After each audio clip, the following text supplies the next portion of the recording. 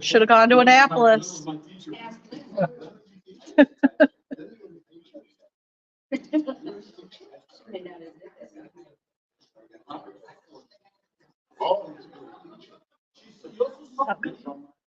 No, that was Jen Jonas' mom. Always. 19. Wow. YouTube link. Yeah. Yep. It's already live. TBH 411. Yep.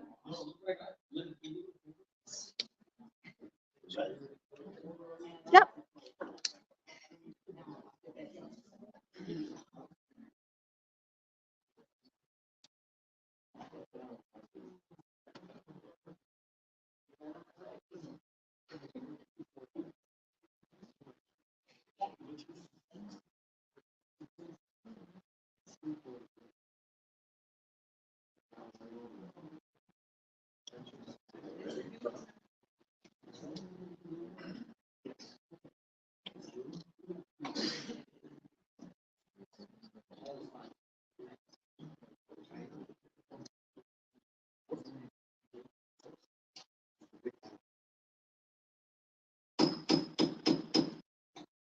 Good evening, ladies and gentlemen, and welcome to the City of Dearborn Heights City Council study session. This one is most specifically to replace the council vacancy for a former councilman, Ray Muscat, who did a great job on the council, but unfortunately because of health reasons, had to resign. And this will take over his term through the rest of the year, all the way to December 31st. And what we're going to do at this particular point, we're going to be interviewing different candidates that have applied for this particular vacancy, city council vacancy. They will finish out the term, and then after that will be dependent on whatever comes up in the elections in the general election. The next council body will take over. What we're going to do, we've had a lot of discussions about this with the clerk, myself, and council members. We're going to allow each candidate 5 minutes to go up and speak, and I know all of you guys sent us different emails and information about yourselves, resumes, etc. We've all read them. You'll have an opportunity up to 5 minutes to speak to the council members. Just tell us whatever it is that you want to tell us, your positives, challenges, why you want to do this, etc. From there, I'm going to allow at the end council members ask just a couple of questions to each candidate. I want the council members to keep that within the limits. I didn't put any specific limit as to how many questions can be asked to each particular candidate. It is not going to be, we've done it 2 weeks in the past where it'll be the same questions to each candidate. We're going to make it to where every council member can ask whatever question they particularly want to whatever candidate. And then from there, obviously, the next council meeting will be voting as to who that particular candidate will be. So, our clerk has helped out, like she always does, and helped put this together. This is no way.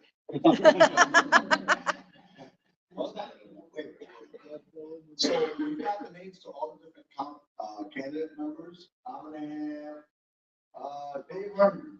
Come on up. Our local paper. He's gonna go out to the list. Like that's it. Let's just make sure we have the right order first. Okay. So we're gonna have, and put you write down the names, please.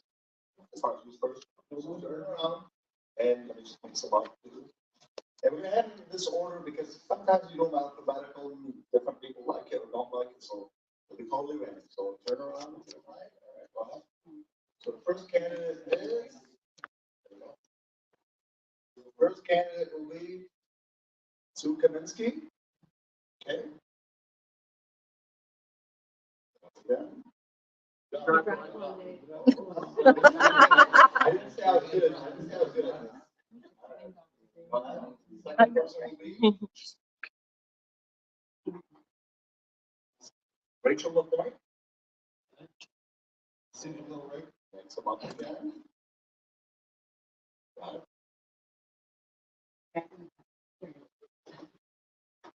Third person, we have Hassan Bazzi.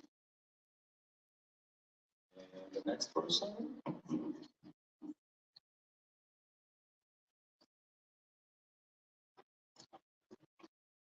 Hassan Fadullah. That was first, right? W was huge. And the next person.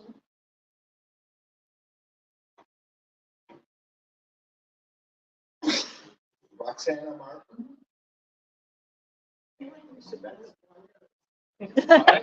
Yeah, I know. I didn't say I was good at Yeah, where's the tin can raffle at? Next one.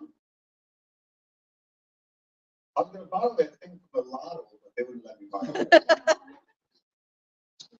Ahmed Al-Kabi. Okay, next one.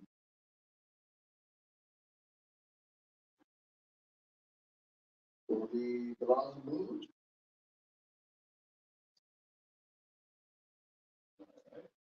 Next one. Hassan Saad. Next one.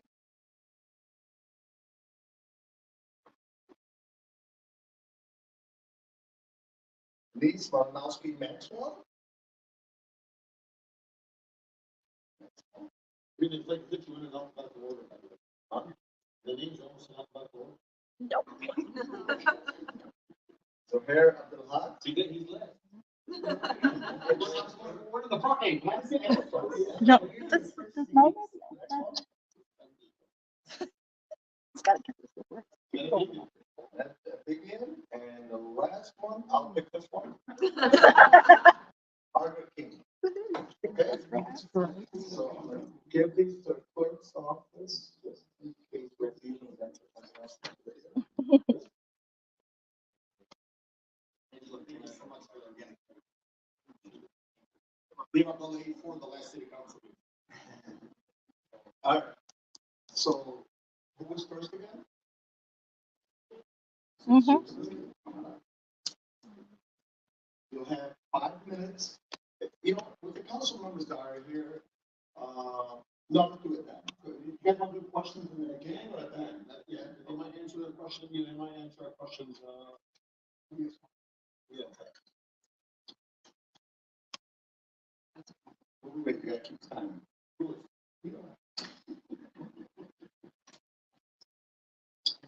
But maybe, yeah, please. But you have personal actions? I got it. Actions. Okay.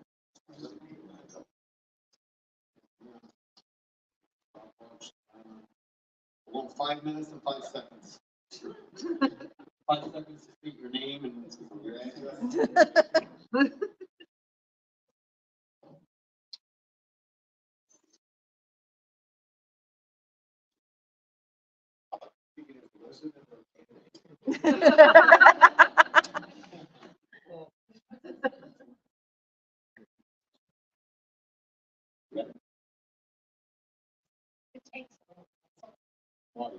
Oh, yeah, absolutely. 3, 2, 1, I'm sorry. That's okay. Hi, my name is Sue Krinsky on Amboy Street, Dearborn Heights. I am currently a candidate to fill the position that I must get home. And first and foremost, I want to wish Brady well and hope that he gets through his health problems. And secondly, I want to thank you for this opportunity. I'm really excited at the fact that we have as many candidates as we do. In years past, I know we get this kind of turnout, so this is really a good thing and shows how much passion that the citizens of Dearborn Heights have. So this is great. I've lived in the city since 1977 and have been before this body since 1977. very active in city and school politics. I've been a school board member elected twice to Preston School District. And raised by parents who taught me that you need to give back to your community. And both of my parents were very active. I was raised in Inkster, and they were very active with the community. So I learned at a young age, 5 years old, passing out literature, that it's just something that you should do. It's your responsibility. And frankly, it's something that I believe very strongly in. I have been married 40 years. I have 2 adult children, Elizabeth, who's 37, Michael, who's 34, both went to Crestwood, and both are doing really well, so that's a good thing. I've worked in a lot of different positions, all medically related, and was an office manager, a going manager, and then worked as a implementation consultant, traveling all over for 10 plus years, which is why I had a little gap. And when you probably saw me at meetings, I was out of state every week and did training for implementation for computer software in the medical field. So I'm used to talking publicly, and I'm really passionate about our city and its future and where we're going with the city. You've heard me before here. 2 main things that I think the city needs to pay attention to is flooding on the south side. Something that's been going on since I first started coming up here, and then get our police force where it needs to get to be. They do a great job, and I'm probably one of the biggest advocates for our police. Haven't had to advocate for fire because they seem just to always be on the mark as our rescue people. And I've only had to use rescue once, and it was for my mom, and they were so nice and so caring. So we do a good job here. I feel very strongly that the city has to look towards our future. And I know people are resistant to change, and it's hard to implement change. It's hard to get the phone calls when you try to do your job to implement change. The change isn't always a bad thing. It can be good, fresh ideas. And I think it's really important that we work together as a community for that. I've been very active with the city, so I know the issues. I stay very active. I know most of you fairly well on a personal basis, as well as professional. And just want to continue doing what I think is best, which is to advocate for the citizens of Dearborn Heights. That's it.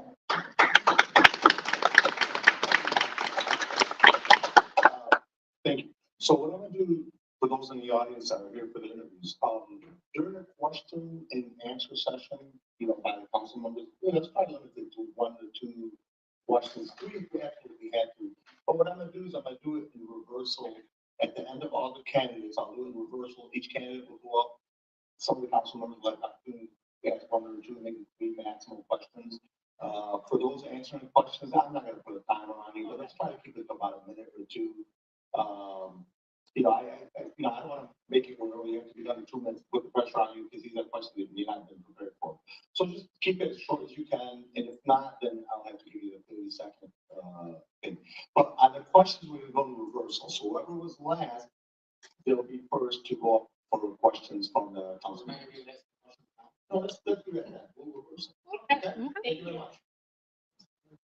Next candidate. Rachel.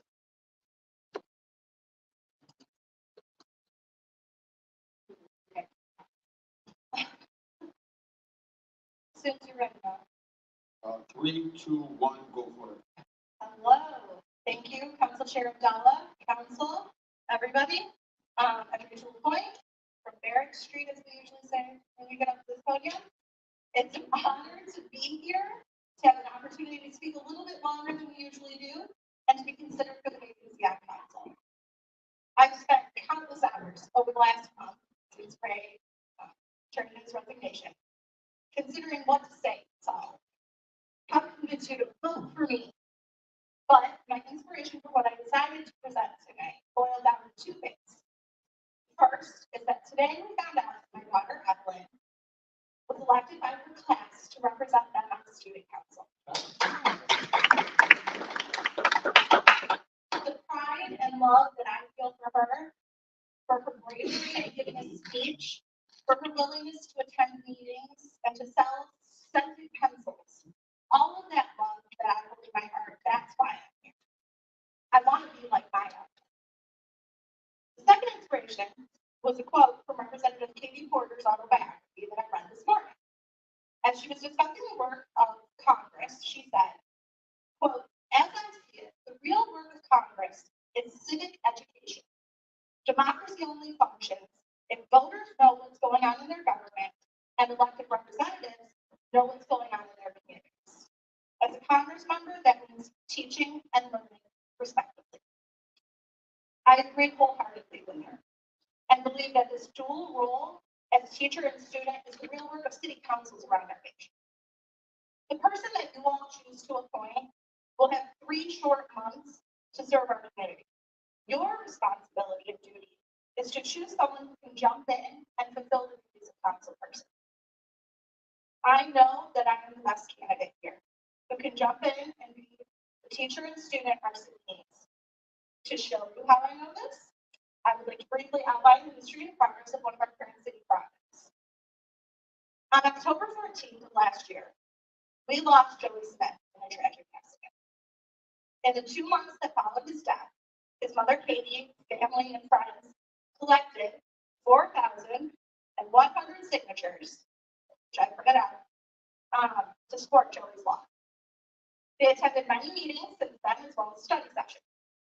After reviewing all those meetings over the past couple of weeks and the public comments, I would sum up the requests that they made to these: better lighting in our neighborhoods for visibility, and for the city to find solutions to slow down drivers, whether through enforcement, speed bumps, or another solution. Katie and her family and friends also asked to be included in our departmental meetings so that they could be part of this process. As I researched the topic, I came across a multitude of resources from the federal government, MDOT, private companies, and many more. One of these resources, Michigan City Routes to School Handbook, outlines all the planning steps to form a team and solve these very common issues. At the end of the study session in November, the consensus from council was to direct the administration to utilize our existing membership with TIA, Transportation Improvement Association, to complete studies of our neighborhoods and schools and to provide council with a report and recommendations. Recently, we've received some updates. The administration did not present the requested report or recommendations. However, a proposal from Lake Trim was presented and approved at the last council meeting that outlines a 3-phase process. Phase 1 can now begin since we sent the approval, and it's set to be completed by May of 2024 and will cost the city $65,000. Phase 1 includes 3 tasks: data collection, pedestrian crossing evaluations, and the crossing treatment recommendations. Phase 2 will include preparing the design plans, assisting with finding grants, and the rest of that section. While the details of Phase 3 are not in that document, my assumption is that that's the actual construction. Dates are not given for the remaining phases, but an optimistic estimate would put a project completion in May 2025, 2.5 years after Joey's passing. I hope that that's helpful to the residents to kind of know where we're at with that project. As you can all see from my pile of reading material, I take my personal education and research seriously. If appointed, this is the level of seriousness that I will bring to every topic, even if the backup for a meeting is 500 pages long. I also recognize the limits to research and the need to question and rely on experts. But the duty of a council person is not just to research and tell residents what we're doing. I deeply believe that we must listen and learn from those in our community who are passionate and ready to work with us to make our city's future shine brightly. So as you consider this, when you're coming out. All right. As you consider who to appoint, I just ask you to think of this: who's the best candidate that will learn about what they need to learn about, and who will help residents understand it best? Thank you.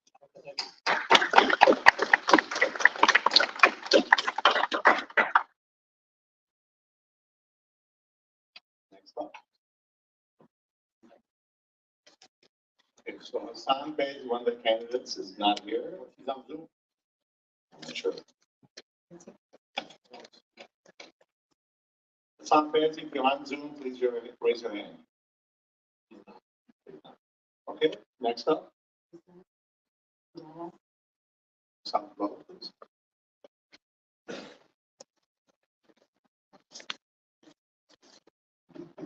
Good evening. Council member. When you're ready, forgive me if I'm a little slow, go ahead.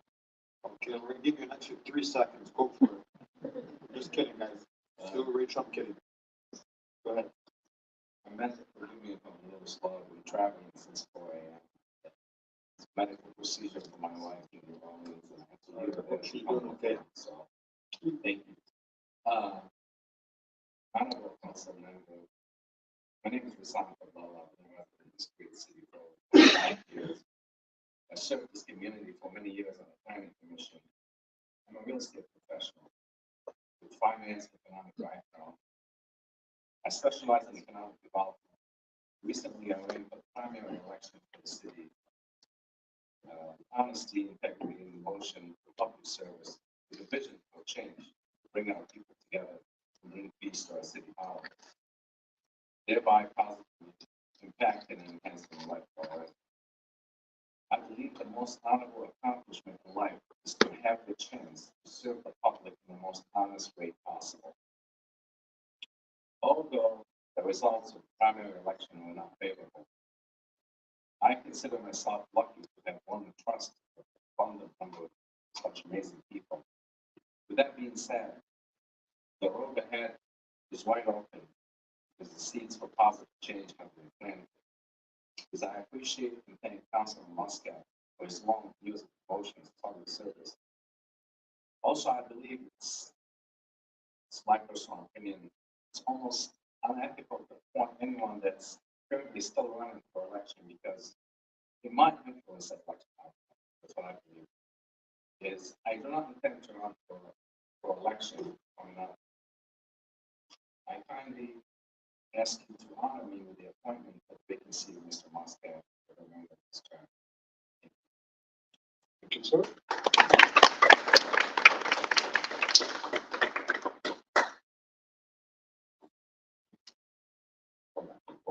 Okay, ready? I'm ready when you're ready. 3, 2, 1, take call. All right, good evening to the council members. My name is Roxana Martin, and I've been a lifelong Dearborn Heights resident. I stand before you this evening to express my interest in the Open City Council chair. A little bit about myself. I hold a bachelor's degree in science. I'm the administrator of a medical ophthalmology practice. I sit on the Blue Cross and Blue Shield Committee board. I also sit on other boards in regards to ophthalmology, ASCRS, ASOA. I know that nobody knows what those are, but that's okay. Big fancy titles for a bunch of work and little reward. So I'm a single mother of one son who also resides in Dearborn Heights. He is now a homeowner. Yay. So some of my hobbies, I like to do competitive curling, so I travel around doing curling, and I enjoy classic car shows with my dad. So it's something that's passion of ours. As far as community service, I try to be out in the community as much as possible. I do attend all of the senior events in Dearborn Heights. I also do a lot of public speaking. I am on the Cornwall Health Public Speakers Board. So anytime they need something to go out and talk about eye health and things like that, I'm there. And I also do a lot of volunteer work with citizens. I donate my time at several community retirement centers. I go in and do presentations. We do ophthalmology Jeopardy. We do all kinds of good stuff. Although I've never held any city political role, I believe that my past background will show you that I would be an excellent choice. I'm hardworking, I'm driven, and I'm an individual that's not afraid to face a challenge. I'm passionate not only about my work, but I'm passionate about the city that I live in. Again, I've been here all my life. It's changing, and I'm looking forward to the changes in the future. I describe myself as an open and honest person. I don't believe in misleading other people. I pride myself in being a constant learner. I'm always proactive about seeking new opportunities to develop and grow in my role. These opportunities could be in the form of training, medical conferences, just listening to somebody speak as I'm learning about other people here, or taking on a new project. I'm confident. I'm a confident individual. I'm mature, I'm candid, and I'm a transparent individual who values integrity. My confidence in myself is the reason that other people tend to come to me for advice, even if I'm not in a leadership role. I may not always have the answers, but trust me, I'm going to research and I'm going to point you in the right direction. I have a keen ability to listen to others. It's important to me that the citizens are given time to be heard. I truly believe it's all about listening to what they have to say. If we can't listen, we can't formulate a fair, proper plan. As a recap, I'm an accomplished leader with great communication and analytical skills. I bring a strong work ethic. I'm dependable, reliable, and I have a great personality. Thank you for taking the time to listen to me tonight. I truly look forward to the opportunity to possibly work with each of you individually and as a group. I look forward to being able to enhance the great work that the current City Council Board is doing. Thank you. Thank you. Not mine.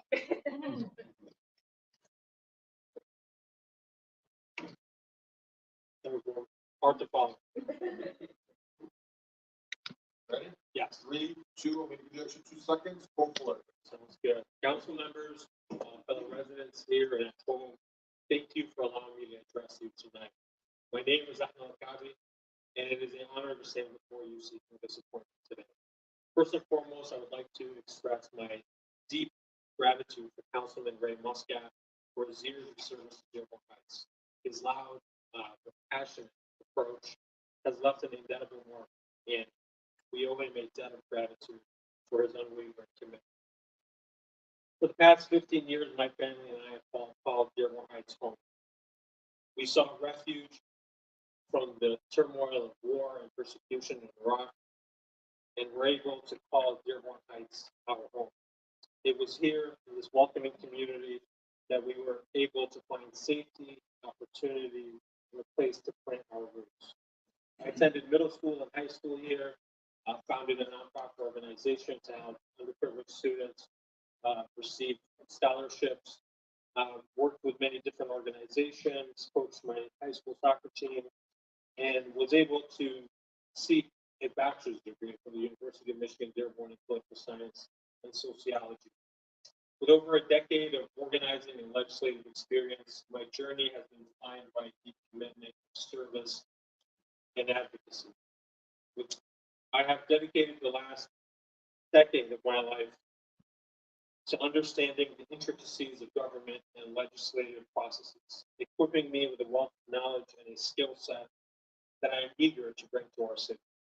My journey here has taken me into the world of government, where I had the privilege to work on both the state and federal level. In the hallowed halls of our state capitol and esteemed office of Congresswoman Debbie Dingell, I witnessed firsthand the power of policymaking, the importance of representation, and the impact that government can have on people's lives. The unique blend of grassroots organizing and legislative experience positioned me to be an effective advocate for Dearborn Heights.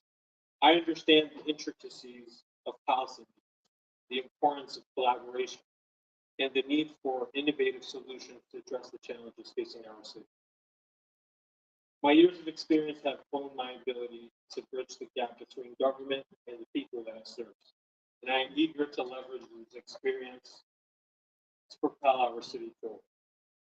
Over the years, I have built an extensive network of relationships with elected officials and stakeholders across our city.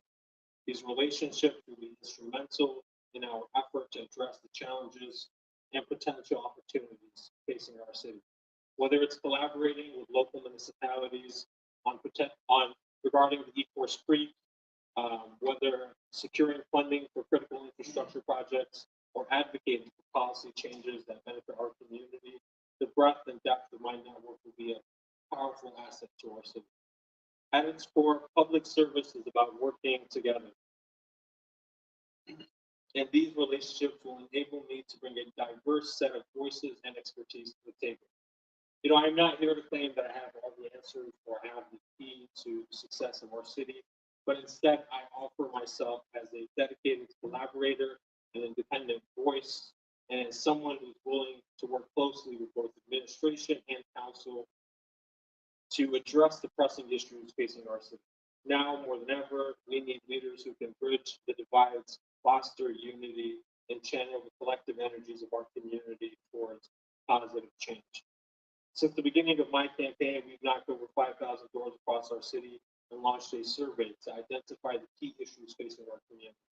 It is clear, as Dearborn Heights celebrates its 60th anniversary, we still are faced with challenges that require bold and innovative solutions. On day one, I'm ready to roll up my sleeves and work tirelessly to push our city forward. Once again, thank you for this opportunity, and I look forward to working with each and every one. Thank you. Good job, Ahmed. Next up.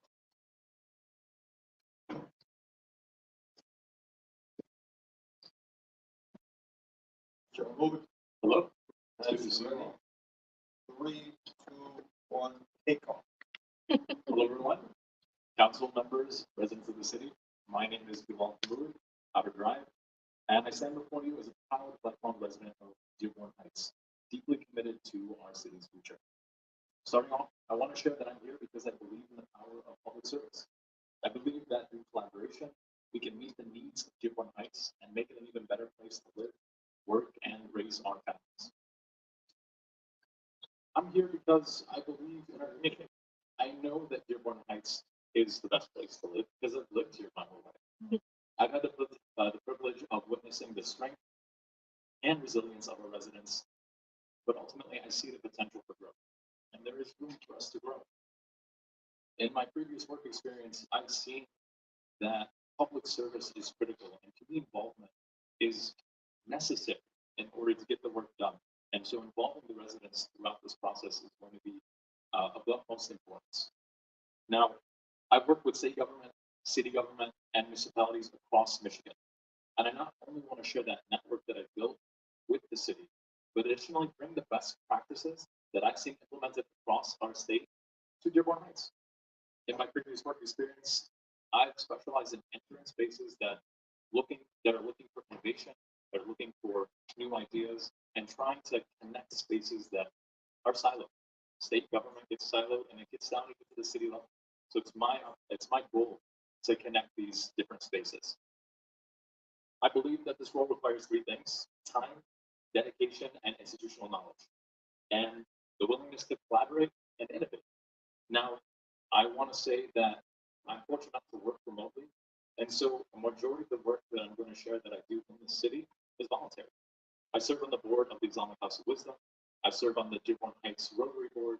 I serve on the CSIS board, which treats residents that don't have insurance. I try to find ways to collaborate with different community organizations because I know that's where the power is, and that's where we can be most effective.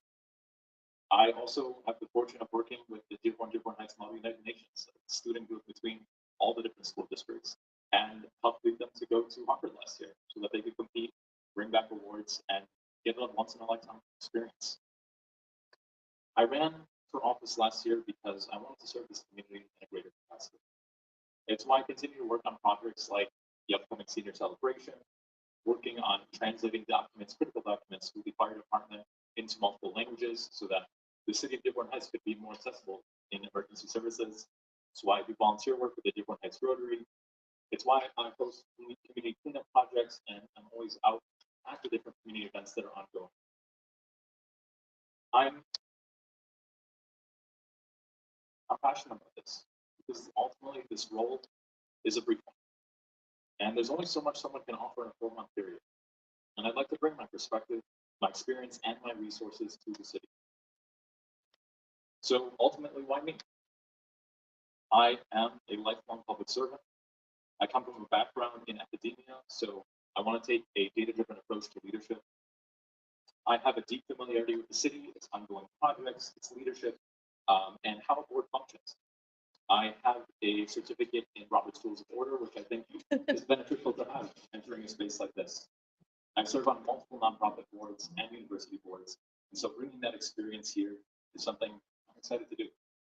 It's my goal to underpromise and overdeliver, to lead with transparency and honesty, and ultimately, I believe that with such a short term, in order to be effective in this role, the onboarding process needs to be as short as possible.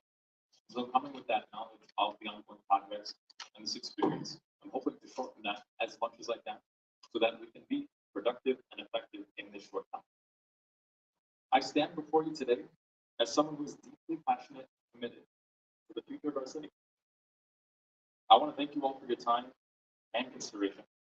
And if there are any questions you have or any follow-ups that you might have, please feel free to reach out. You have my contact information. To close, I want to spend the next few months being productive, effective, and ultimately a resource to the residents and to the council members I hope to serve alongside. So I look forward to hearing the results, and I'm looking forward to continuing to serve this community in whatever capacity I can. Thank you for your time.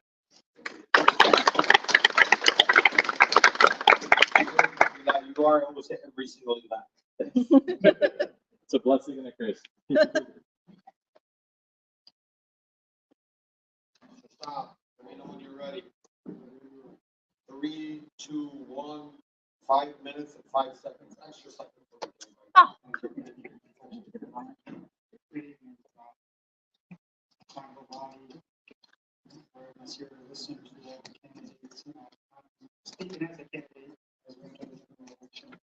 First and foremost, I want to thank Greg Muscat for his years of service and dedication. He's probably one of the most outspoken people on city council and street forward. I wish him great health and a great return in his work and fields. My name is Hassan Saab, and I'm John David. And I'm here to express my strong interest in the appointment to serve as a member of the city council. There's a great interest that I offer my candidacy for this important role of my qualification, vocation, and vision to make the estimated suitable choice. My purpose is to continue serving the citizens of Dearborn Heights and communications between residents of our city and how the city can grow and advance. Also, all Dearborn Heights residents deserve suitable roads, safe and maintained neighborhoods, and security to peacefully enjoy our homes without constant flooding and infrastructure concerns. I greatly positive about the experience in civic engagement and community leadership over the past 6 years. I have been to every single council meeting, numerous community organizations, including the planning commission, which now is chair. Calgary, we sit there, talk to diverse groups, address critical social welfare issues. That there's a gap between the city and the city. My educational background in engineering and construction gives me the analytics and decision-making skills necessary to make informed decisions for our city. My deep commitment to our community is the driving force behind my desire to serve in city council. I have lived in the city for 11 years. I have witnessed the growth, its challenges, and its incredible potential awareness. I've actively engaged with our residents at any time in the city council, the neighborhood association, listening session, allowing me to gain first-hand knowledge, concerns, and inspiration. I'm driven by the vision of our city as a vibrant city. It's a suitable place where every resident can thrive as a city council member of the initiatives that address public safety, better electric police officers or firefighters, other infrastructure, deal with our flooding issue that so many residents have been promised for decades, and just put a band-aid on the light in the city, better and safe house for the children. Working with fellow council members and city staff working on practical solutions, I'm dedicated to transparency, accountability, and open communication, ensuring that all residents are informed and heard throughout the decision-making process. I believe I should be appointed to city council because I have the qualities and positive to positively impact the community, record of accomplishments of leadership, my passion for public service, and my ability to bring people together to find common ground. I'm committed to working tirelessly to represent the best interests of our residents, to contribute to the growth and prosperity of our city. As a member of City Council, I will be committed to supporting our first responders and public safety, strengthening our ongoing improvements to city infrastructure which has deteriorated for decades, reinforcing ordinance initiatives and improve maintenance in our neighborhoods, encouraging new economic development, something we do not like to see as manufacturing or any type of big companies working in the city. We want to support our local businesses throughout the city, enhance the communication among city council members and put in the needs of our residents first. Supporting efforts to secure funding for major projects, including roads, parks, and storm infrastructure, and eco-security. That's something that's a very hot topic on our residents. It's something that's got to be addressed. My first goal would be to push for a grand writer about this to the city. And when we speak at Dearborn, when we speak as the Dearborn Heights is Dearborn Heights, as most South Bend is to represent Dearborn Heights as well. And I hope we can, I hope if I'm put on council, we can bring that together in the back.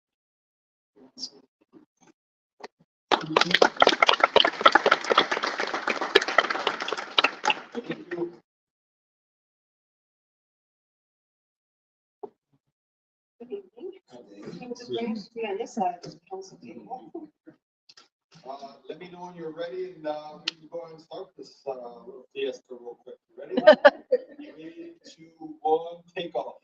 Good evening, Dearborn Heights City Council. My name is Denise Maxwell. As you know, I'm from resident of Westwood, and I am here tonight to ask you to appoint me to make a position for City Council led by Councilman Ray Muscat.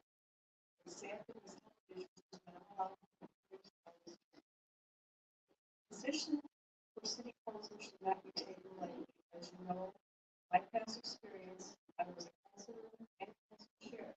A lot happens behind the scenes that the public doesn't even realize to bring the meeting in front of everybody. There's a lot of problems done by everyone. We need to know what the council is and make sure it follows the charter rules before you approve it. The city council package contains a lot of information. Sometimes we need to make calls to make sure that it's correct. I know my resume was short, but at this point in time, I'm really didn't have that I need to put down the university to volunteer for these since I was taught. Today, my experience lies solely from being on the actual city. Choosing me as council replacement will ensure that the transition will go very smoothly. I'm very familiar with Robert's rules of order and how meetings run. And of course, you know that I'm also very familiar with the charter. When I was on city council, I read that fully, front to back, is constantly an important part of our city. Replacement is only for a few months, and if it's only a temporary position, it would be wise to put someone in who's well versed in how the city is run. It's not fair to the residents to put an inexperienced person in the position temporarily. Unless you've been on city council, you will not understand the dynamics and how city council operates. Many new council members had to be mentored by other city council members who brought up to speed. We've all been there. And I personally have served on different boards and commissions over the years. I also attended many city council meetings, but nothing could prepare me for how city council operates. Choosing an inexperienced person to be on the city council is an important part of our city. Also, consider the recent election of residents made their top choices known. The York residents were involved. They took the time and effort to fill out absentee ballots and personally show up at the polls. As I stand before you tonight, I once again ask you to support appointing me to the vacant city council position.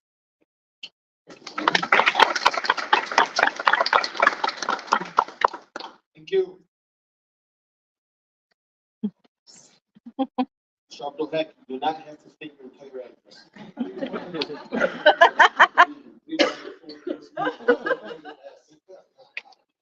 It's the clerk. I mean, by the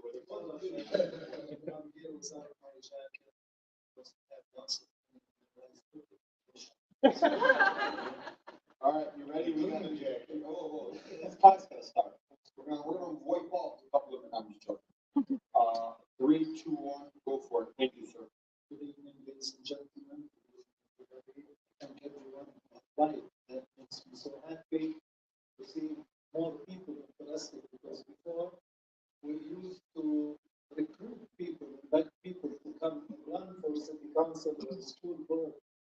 I remember when nobody wanted to serve, but I am happy that every qualified person is here applying for this job. And I'll be just very short and brief. My name is Zuhair. I live in 354 Heights, 32 years resident of Dearborn Heights. I serve on Housing Commission, previously. I serve on zoning board here. I got appointed by this honorable council to be treasurer, for 4 months. And again, I got appointed for the city council.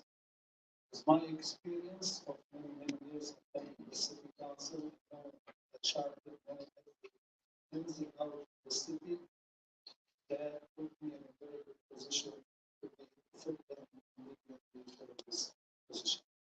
And I just want to thank you guys for giving me this opportunity, and hope to be serving you very soon. Thank you.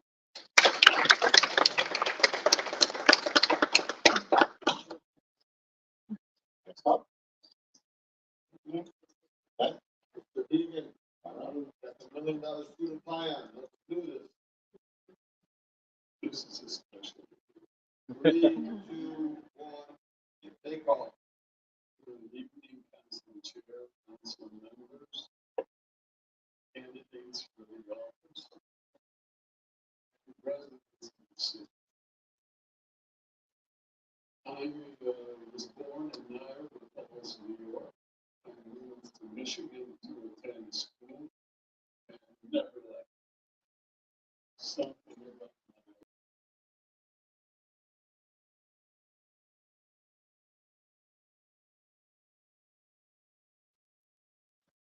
I was blessed only with one child. He was 58 years old, but thank God she gave us 4 grandchildren. Ages 20, 23, 27, and 30.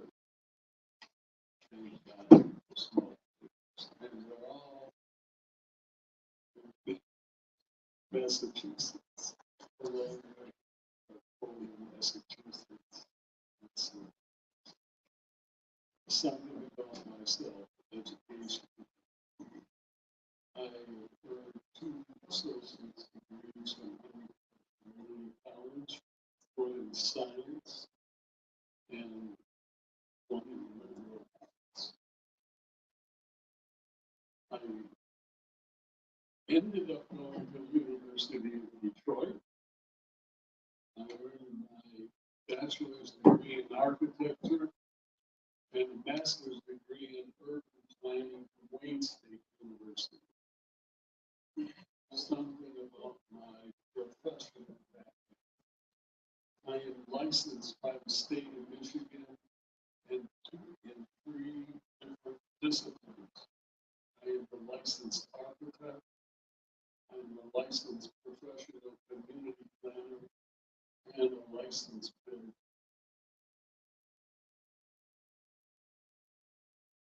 This background is very useful to be on the council because cities are composed of problems architecture and planning deal with. I understand them and know them well. Other things about myself, I am perhaps the only veteran here from the former United States Marine, and I was younger then.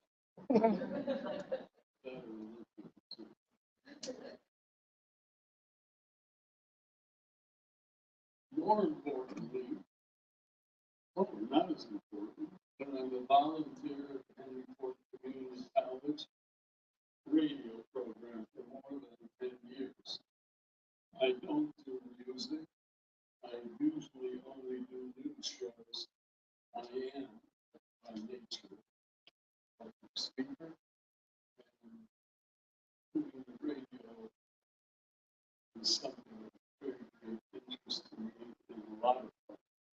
I like interviewing politicians, and I'm more interested in history. How history affects current events. I have a program like that.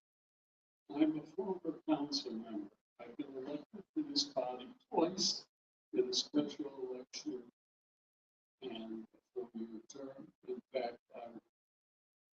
Ray Muscat took my seat. He defeated me 8 years ago. I am the best qualified person because I know this job. I know what it does. I know what it can't do. I know what it shouldn't do. And I know I have ideas of what it could do. I don't need a training in it. I think that the most important thing is candidates for election should not be appointed by this council. It shows favoritism. They're going to run for election in 7 weeks anyway, and I'm going to vote for all the experienced ones myself. Thank you very much.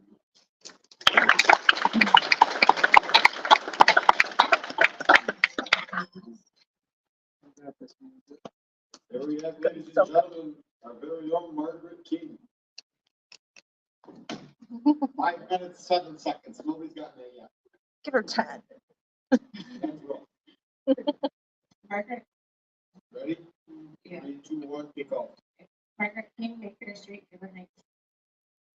Ladies and gentlemen, thank you for giving me the opportunity to address you today as a candidate for city council vacancy position. I am committed to making our city safer, more resilient, and more attractive place to live, work, and raise family. Today, I want to share with you my 3 stands on 3 critical issues: school safety, recurring residential flooding, and blight in our community. Number 1, ensuring the safety of our children is a top priority for me. Our school zones should be a place where parents can feel confident to leave their children that are protected. I propose implementing the following measures: enhanced crosswalk signs. We need well-marked crosswalks, clear signage, alert drivers to slow down and watch for pedestrians. Speed bumps and traffic calming measures. I support the installation of speed humps and other traffic calming measures to reduce speeding in the school zones. Educational initiatives must be invest in our educational programs to raise awareness among both drivers, students, and importance of the safety in school zones. I will focus on mental health support. We need to prioritize mental health support for students. I will collaborate with the school districts to ensure that students have access to counselors and resources to address their emotional well-being. Reoccurring residential flooding. The frequency of the residential flooding is a pressing concern. To address the issues, I propose improved drainage infrastructure. We need to upgrade our drainage system to help handle the heavy and prevent flooding in our neighborhoods. Floodplain management. I advocate for stricter regulations on development in flood-prone areas and to prevent the natural flooding plains. Community preparedness. We should provide resources and training to help residents prepare for the response flooding emergencies. I believe we should prioritize implementing this, especially while the flooding issues are being worked on to be resolved. Blight in our community. Blight not only diminishes the property values, but also erodes the sense of the pride of our community. To combat blight, I propose code enforcement strengthening code enforcement and the vigilant property owners accountable for maintaining their properties. Community cleanup initiatives, organizing regular community cleanup events to remove the litter and improve the overall appearance of our neighborhood. Incentives redevelopment, offering incentives to encourage property owners to invest in the recovery of the blight areas. A couple ideas that the community involves are bringing back an award system for residents to exceptional property maintenance, seasonal decoration competitions, and conclusions. I am committed to addressing these critical issues head on by prioritizing school safety zones, mitigating residential flooding, and tackling the blight in our community. We can make our city a better place for all of us. I believe communication, transparency, and follow through are the most important qualities a council member can have. I would give every effort to make sure that no voice goes unheard. Together, we can create a brighter, safer, and more vibrant future for our city. Thank you for your time and consideration.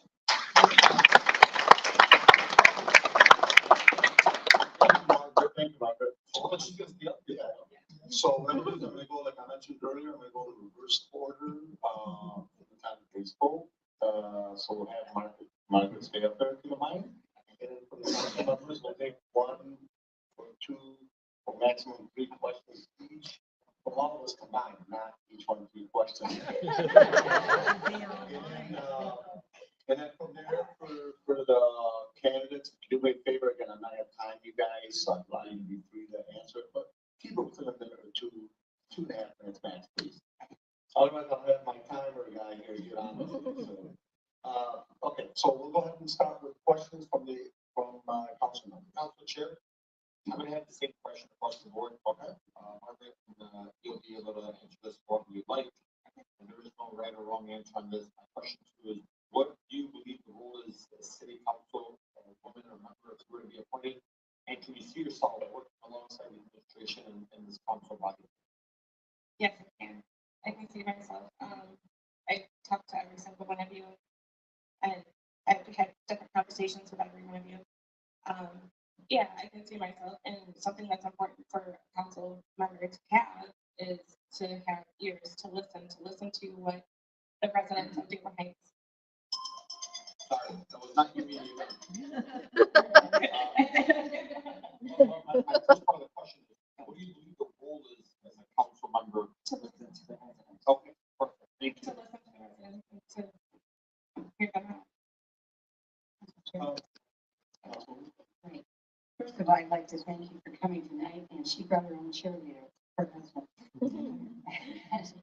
I like to encourage people who are younger than myself. There's only one person in the room, I think, that's older than me, or at least my age. And I really appreciate your concern with the blight. Have you got any suggestions for code enforcement on blight? I live in the South End, and like there's so much blight. Like I take my dog for a daily walk, and I see it every day. Just what am I trying to find? A solution or something is to have the ordinance officers to go through and do sections a week or sections at a time, so that way they can combat it and it will start showing initiative for them. And also get the community involved. Like I suggested, my grandmother won an award for her beautiful yard years ago. And that's something that could give people initiative to help. Thank you. Thank you, Margaret, for coming, and as a fellow South End resident, we need women on the council, so I'm glad you applied. What do you think about strictly enforcing our rental ordinances, requiring those rental houses to be up to code, to be in the name of the renter and so on? Yearly inspections would definitely help. I think there's a 5-year one, if I'm not mistaken. 3 years? That's fine. To come in and to do a yearly inspection to make sure that they're following through, that they're coded, that they're keeping up with their property. I have a rental that lives next door. You'd asked me that question a couple of years ago, and I told you a different answer. She's keeping up with her property. She's doing a wonderful job, better than the guy that bought the house next door to me. But yearly inspections to make sure that it's done properly and kept up with. Thank you so much.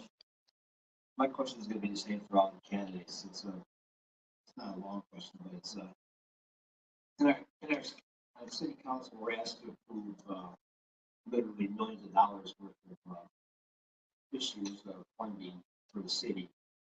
And, it's no secret that school / traffic safety is a very big concern.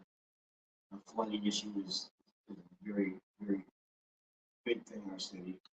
The tree trimming and removal and our ordinance department, or lack of number of officers for our ordinance department to fight blight and rental problem issues.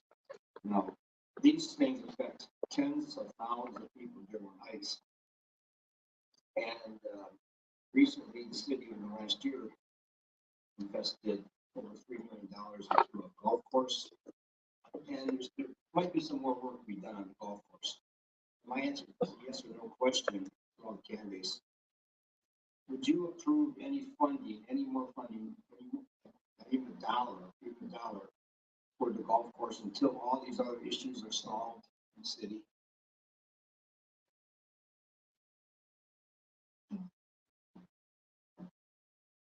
That's a hard question, Tom.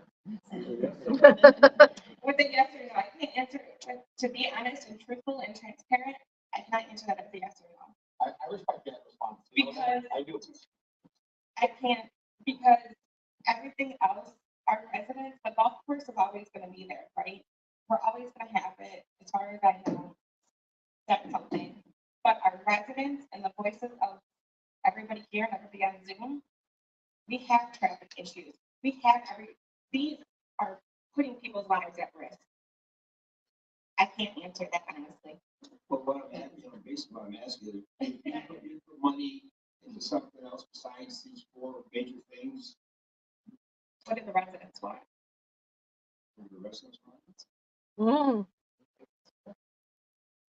I love you. it's gotta be brought up quick. Thank you. Thank you, Margaret. Thank you.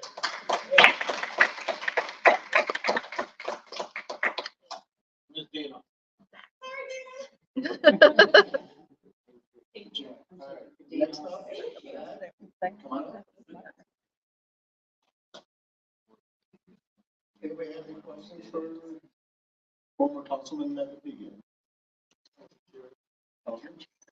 You have a lot of years of, a lot of degrees and a lot of years in planning and so forth. You, were very vocal and helpful with our, tree ordinance and our situation where we had, removal of trees without permits, in certain areas.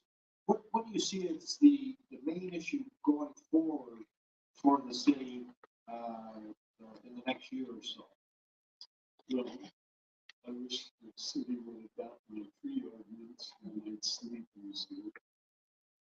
I think the most important thing is most people don't realize, even people running for office, they run for office talking as if they didn't realize the charter in the city of Dearborn Heights is strong mayor, weak council, something similar to Dearborn.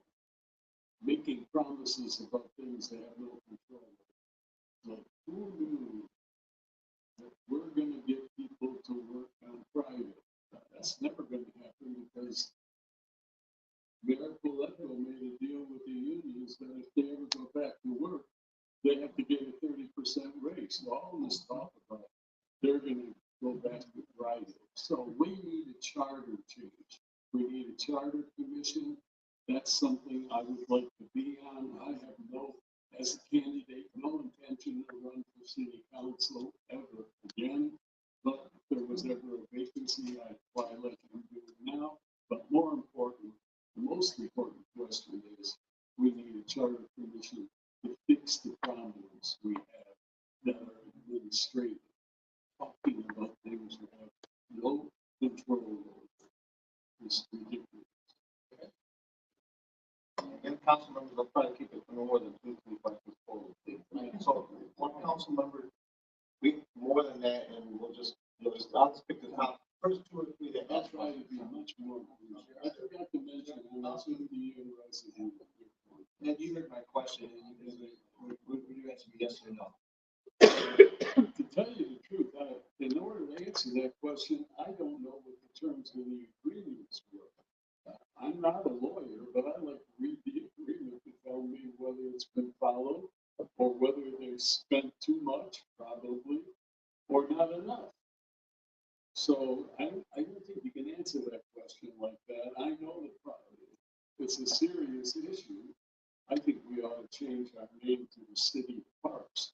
No city's got as much parks as we do. And I hope that's the answer. I was just asking if you would put money into the golf course before these other issues were solved.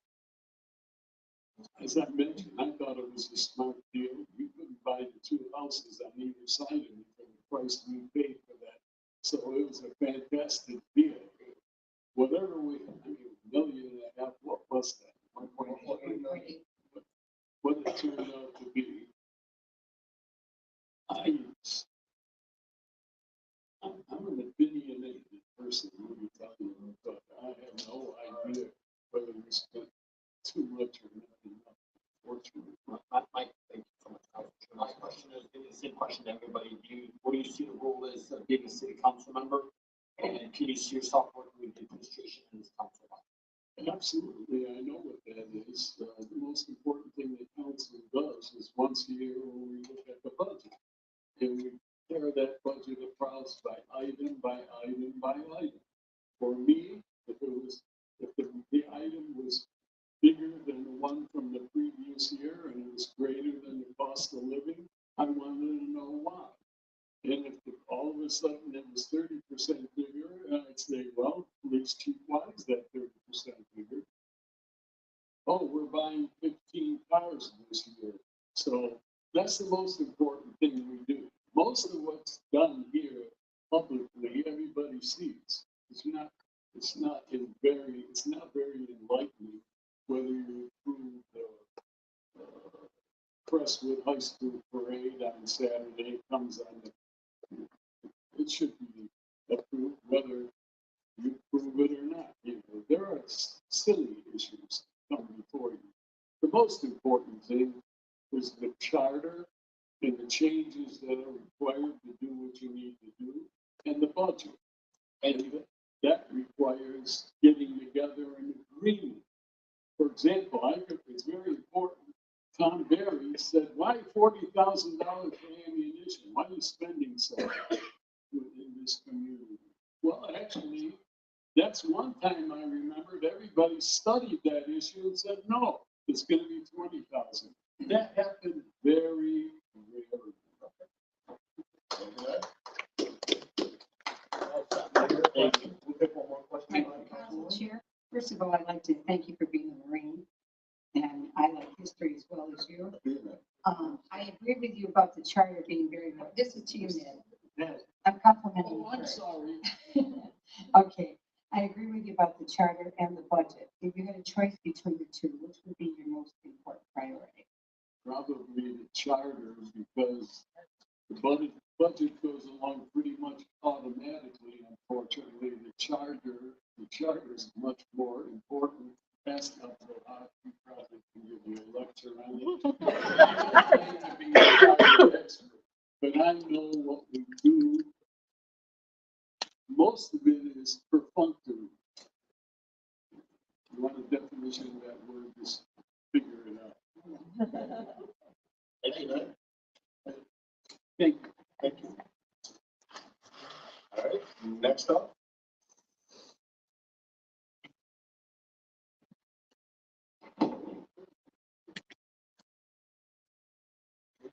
Okay, so I'll ask them this time. That's someone talking about, everybody knows you. No.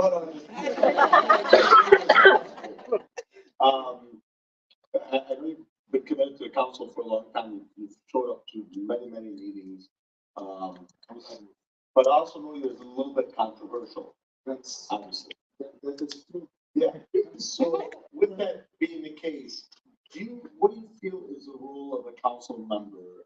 Because some would argue controversial, some would argue abrasive, I would argue you get in the way of getting things done. And I'm serious in this question. Not you specific, I'm talking in general as far as personality is concerned. What do you feel is the role of a council member? Because there's a little fine line between working with administration or working against administration, and there's also the role of being checks and balances. You guys took my question back. My question, you guys make it impossible. Anyway, thank you for the question. It's a great question. First, the role of city council member is to be respectful, to be smart, and have a vision and understanding of what's in front of him or her, what's going to be discussed, and decision going to be made. And have to put any personal differences or interests outside of the room before you enter, and have to work with people who you agree with or disagree. Because at the end of the day, we take an oath to serve the public and to respect the charter and the constitution of the state of Michigan. And if we cannot do that with all honesty and truthful, we shouldn't be on the city council. Yes, I am controversial because I say it as it is, and I am very direct with my comments.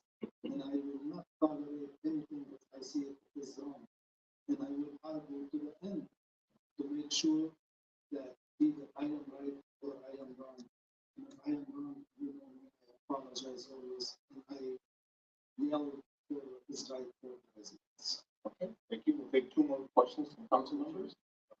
Councilman Costa first. Thank you. Thank you for applying and thank you for being here, Ms. Deborah Hart. We discussed it, you mentioned, everybody's talking about a charter revision. What would be the three top items you would like to see changed, revised, added to our city charter? Thank you for the question. If you recall, Councilman Constant, I did put the resolution to create a group of people, 3 council members and 3 from the public, to basically not to review the charter, because the charter, if you need to review it, needs probably a vote by the public. But I asked for items to be amended. We need to amend several sections in the charter. The first one, I would like to amend what we call the employees who are part-timers for 6 months. I'm going to interrupt you for just a second. Just to be fair to everybody, we got to keep the answers as short as possible. Unfortunately, our councilman says the 3 things, so you got to use bullet points, and then council members and the audience can contact whichever candidate and get additional information. So please keep it short. Basically, I would like to give the city council more power than just look at things. I would like to establish ethics commission, and I would like to basically have more power in the hands of the administration to hire people. Instead of just 6 months, they should be hired on term of 1 year. And if they are proven to be very good people, and with the concession of the unions, those people should be hired.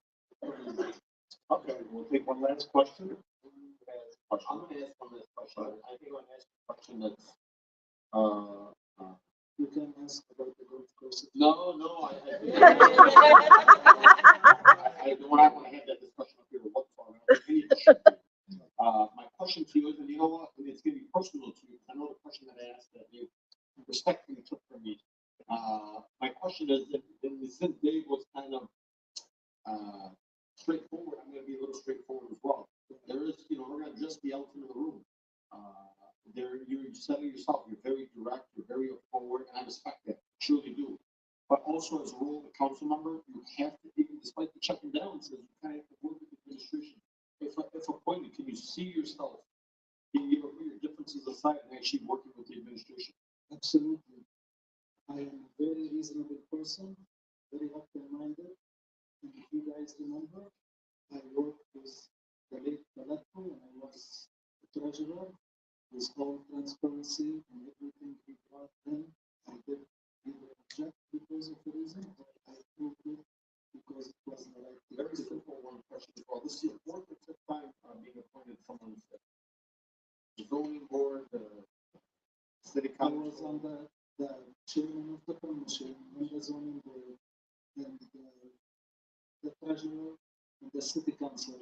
And I think, I'm looking forward to be appointed again because I am very good at it. Thank you, Mr. Abdullah. Thank you. Do I have any questions? No, we're at three. Yes or no? Thank you for not responding.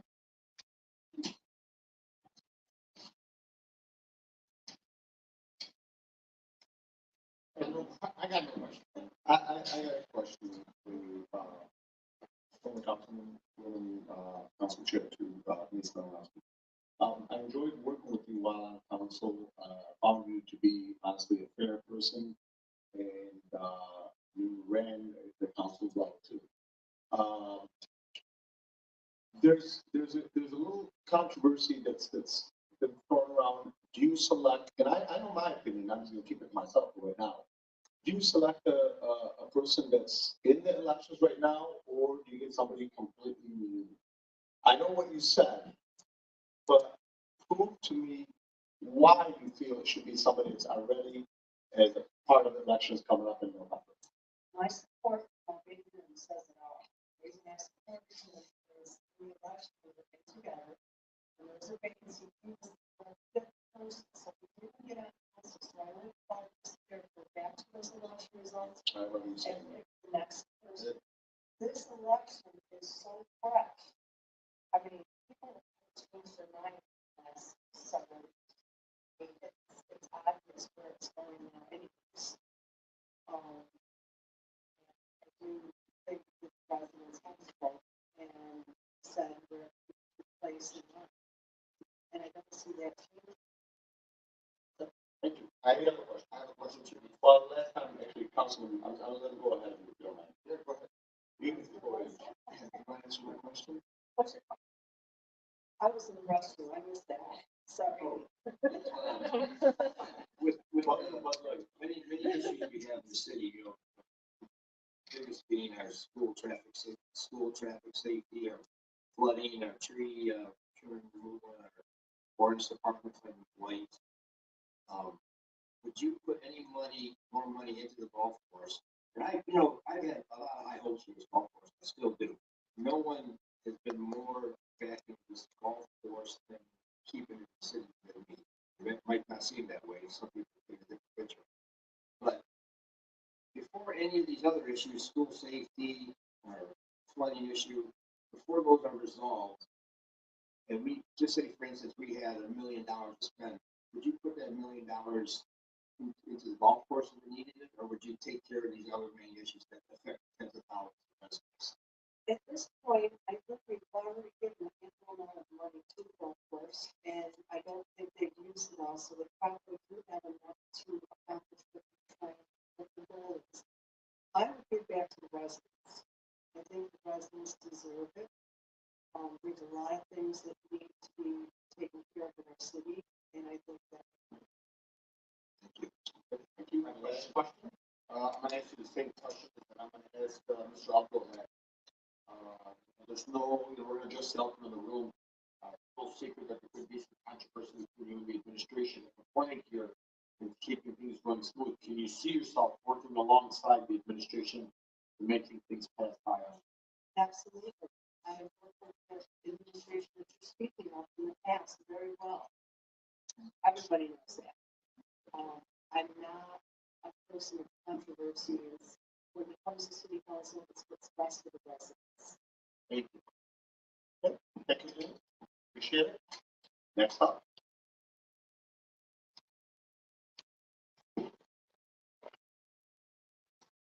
Well, yeah, Tom's question.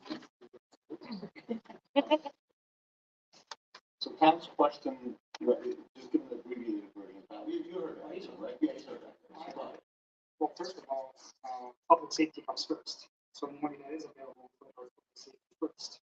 School safety, those kind of issues, no matter what it is, they'll come first. Secondly, the golf course is still a city-owned property.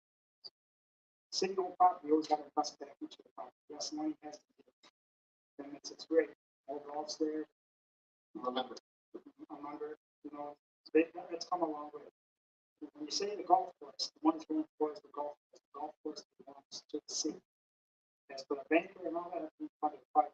But as for the golf course, I would love to see our schools implement golf. So we have golf leagues that are vested in the city. We have youth programs. They really are in the summertime working at that golf course.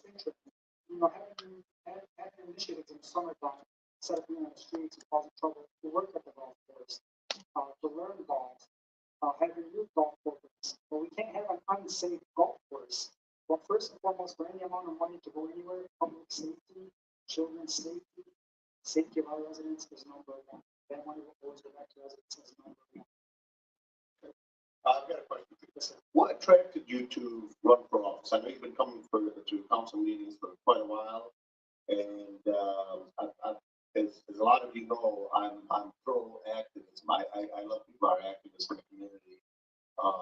We put in the time and effort to show up here, if nothing else, to be entertained by it. So you've been coming here for a while, but what attracts you to take on a position as a central council appointee? So being involved in the city in general, there's a lot in the city that goes on that a lot of residents don't see. First and foremost, I want to start with my own property. When I bought a piece of property, the issues I had before this administration, the issues I went with, dealt with, you're involved in most of them. If it happened to me, it can happen anywhere. Not creating the issues. No. It's solving the issue. But if it happened to me, it can happen to anybody else.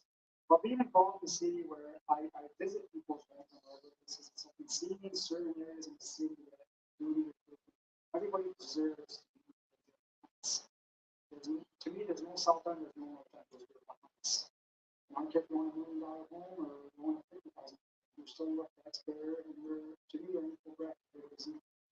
There's got to split the divide. The problem is when we say we're family involved, you don't engage. There's no engagement in the city. There's a divide. There's no engagement. When you talk to residents one-on-one, you feel their anger, their frustration, everything. But when you come here, it doesn't seem that there's.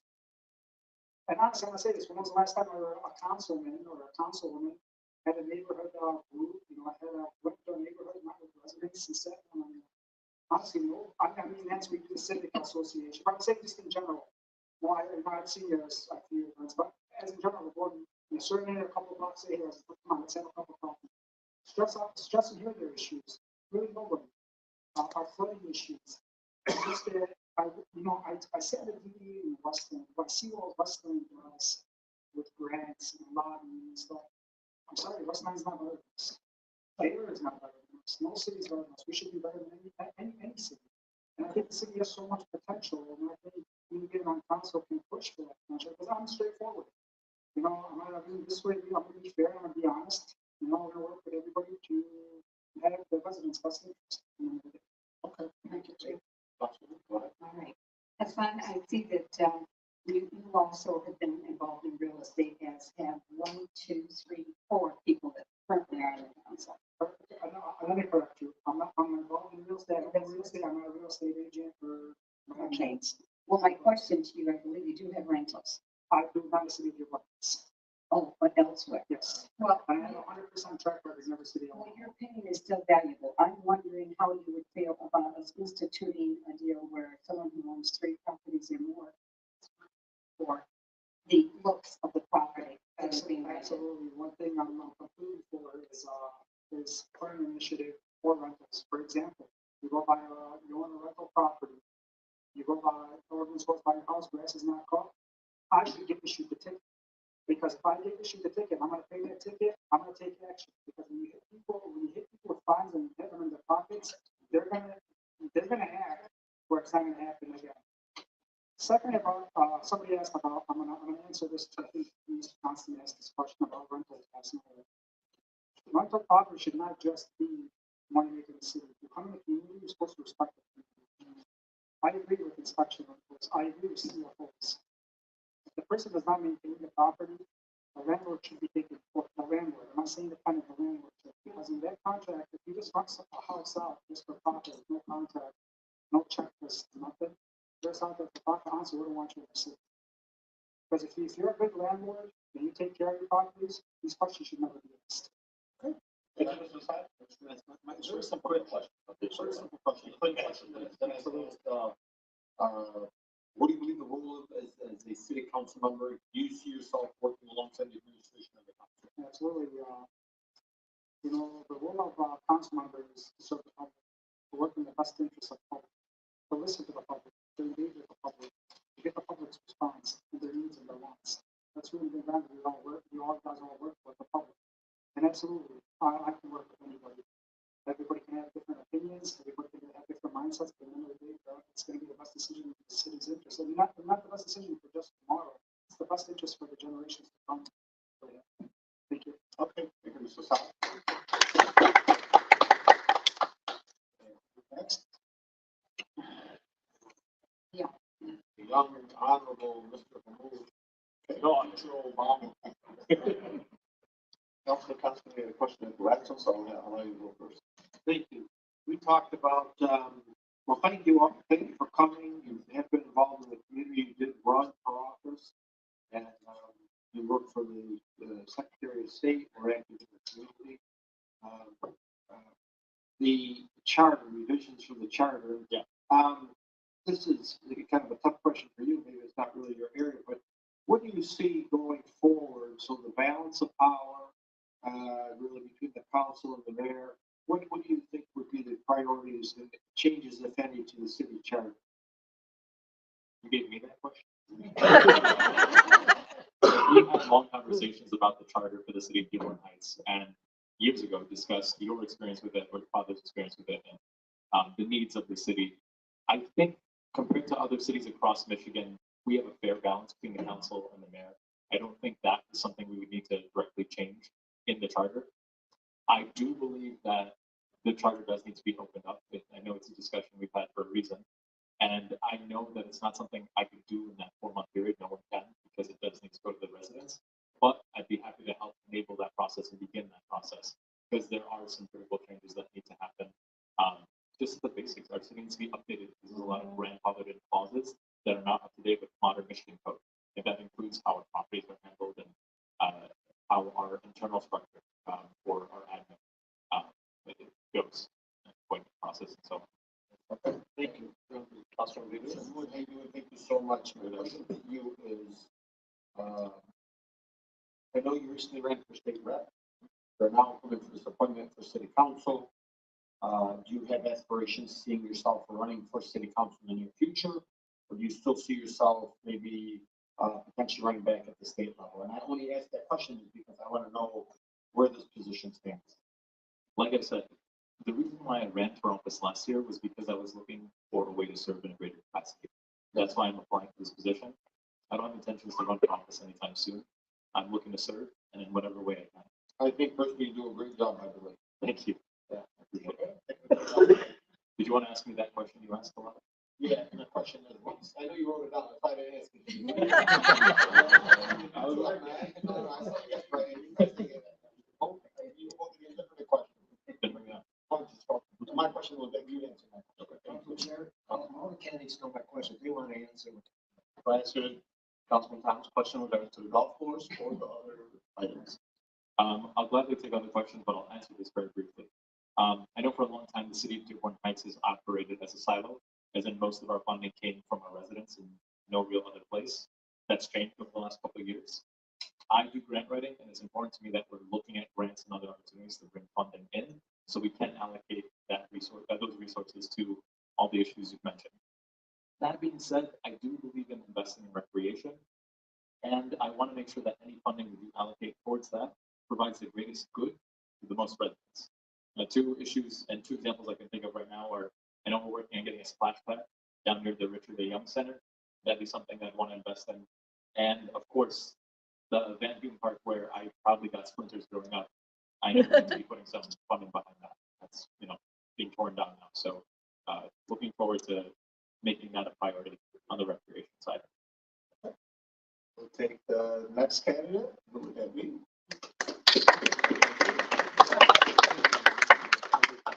I would wait for you. Give me your points. All right. I'll ask a question. I know you've worked with many different, elected officials, and I looked at your resume, pretty good resume, by the way, pretty intense. How do you feel about working on the council? So some would argue, I don't agree with it. I believe, my personal opinion is local government is probably the most important government, in my personal opinion, but that's me. But how would you feel having worked with, government, at a much higher level? Okay, not as an elected official, but just in different positions with different candidates. How do you feel about working on the city council level, which is more what I would like to call kitchen table conversations or kitchen table issues that maybe at the federal or state level are not as important? How do you feel you'll be able to transition from that to this? And I know you're very passionate, so I Yeah, think you do that. no, I agree. Wonderful question. Actually. For me, when I worked with, for instance, Congressman Debbie Dingell, I was one of her caseworkers as well, working on IRS issues, individuals that had issues with the IRS, or maybe had, roof that was leaking that they needed help and resources to reach out, what organizations can help them out, or what federal agencies, local state agencies that we could pass them along to. And I think, truthfully, the experience that I've had on federal and state level prepare me for this role because I know all the different state agencies, I know all the different federal agencies. I am able to, tell the resident if they need, if they need a certain issue addressed, that I'm able to pass them along to the agency that could appropriately, provide them with resources. And I think that's really what's lacking. A lot of residents come very passionate about the issues, but not receiving the answers.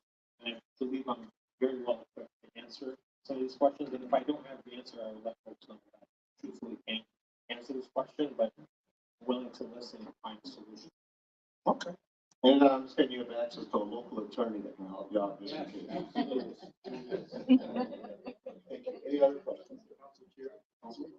Thank you, first of all, for applying and for coming, Mr. Alkavi. I agree with Councilman Abdullah. You do have a very impressive resume. It's important that you be able to work, a person that can work with everyone, listen to other people's opinion and not be, divisive. Do you feel you can do that on the city council? And that's really one of the main reasons I decided for because, not to disparage anybody in particular, but there's, tension. Mo and Dave, did bring up, tension that's happened in the past, not to name or put anybody under the spotlight. And, I see myself as an independent voice. I could work with everybody. I've worked with the different candidates that are running right now in the past, spoken to them about the vision. I've worked with many of you individually in my capacity with Congresswoman Debbie Dingell or Rashida Tlaib. I've been I'm a product of this community, and I don't really see myself creating any tension or wanting to add to that. I want to be able to sit down with everybody and find solutions to problems that we face. Thank you. But, a different opinion is not automatically an enemy. So Oh, that's definitely. always been my belief. Exactly. So I if someone disagrees with me, I'm okay Exactly. with that, and I disagree with them, I'm okay with that. Definitely. If I disagree with somebody, it's not saying they're my enemy. I'm the kind of person. You have a different opinion. Yes, you have a fantastic resume, and I see you as a mediator. And I'm wondering, what would be your first priority if you were to get on council in a short period of time? So for this term. Right. So this term really is to prep our city to be able to apply to more federal and state level grants. I understand how the appropriations process goes about every year when the city revises its budget and proposes, different line items for different communities. When I worked with Congresswoman Dingell, I was one of the individuals that would take these letters of support or write these letters of support to be able to, provide support to this municipality, for instance, Dearborn Heights or Livonia or whomever, to be able to seek again funding for certain specific projects, including Dearborn Heights. I believe a few years ago we provided $1.4 million for the design work for the basin that's going to be built on Power Street. So I'm very familiar with the project that the city has done in the past, and looking forward to help the city seek more federal funding. Because honestly, that's the way we don't want to add any more tax burden on the residents. So we want to be able to find federal funding to supplement that, so you all don't have to come and yell at the council members because the tax Tom's question, will I answer that? Yeah, absolutely. I can't say no. I have to. Answer.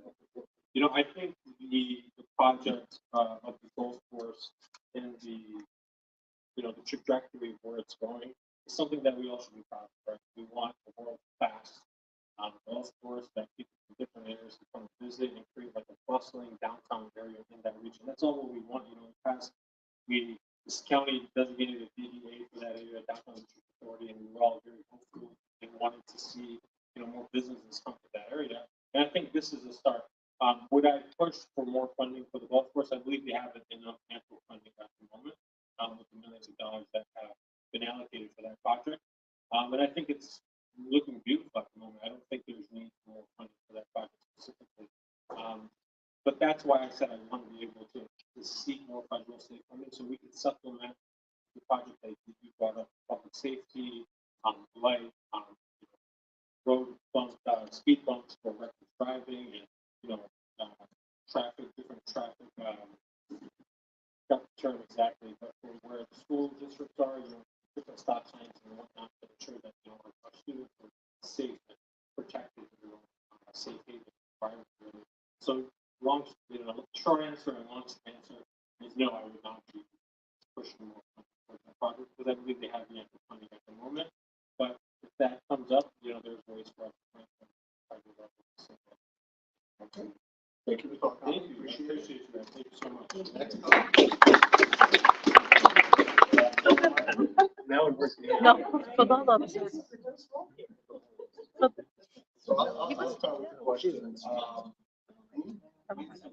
Go ahead. Two quick questions, and thank you so much for coming out here. I actually loved the way you spoke, but I'm going to have to also ask the tough question. My question is, being on council for almost the last 3.5 years, I don't think I've seen you in the council chamber once. And I only asked that question, where does the aspiration come from?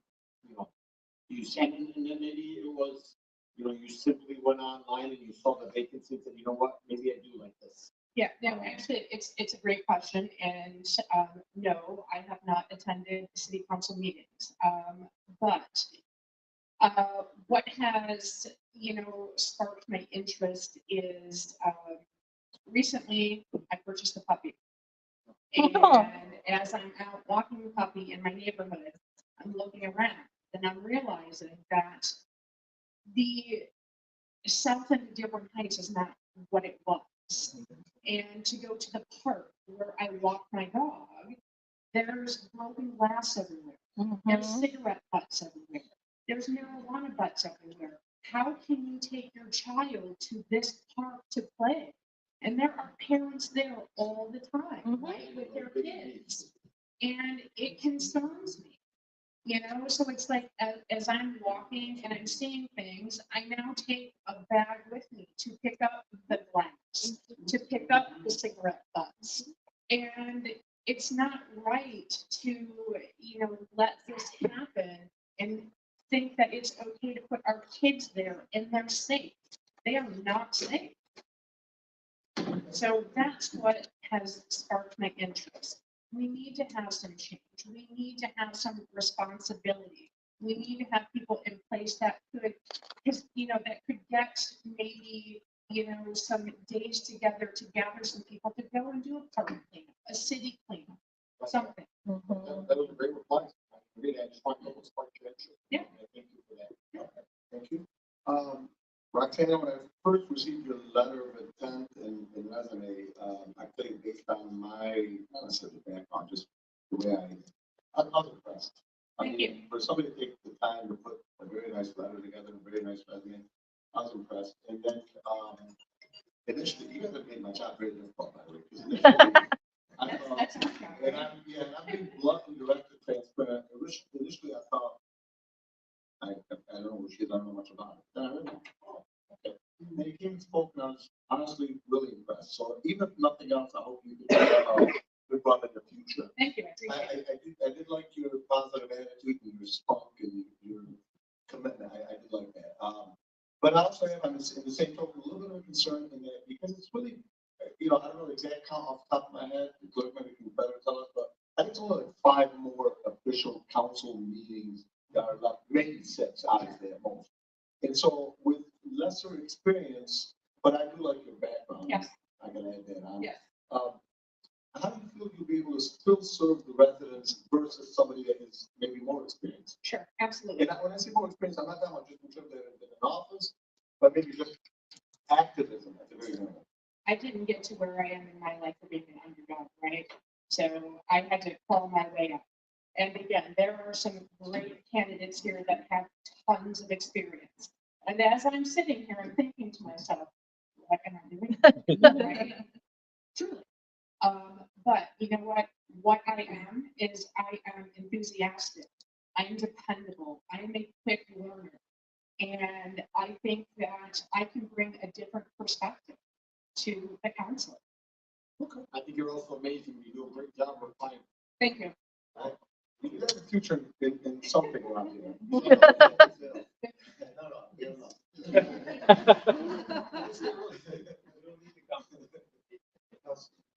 Thank you, Council Chair. I agree with the other council members. Your resume is very impressive and you work in the glass industry. I have a good friend who's a optometrist and had a small business. Okay. It's a increasingly competitive business. What would you like to see done to help small businesses that are opening up and growing in Dearborn Heights? For example, food trucks. We've recently enacted and streamlined the process for someone who owns a food truck to be able to do business during, like, for example, Ramadan and other times. What would you like to see the fees remain the same? Would you like to see one central office, help on the website? Anything that you can think of that you can suggest? Sure, great question.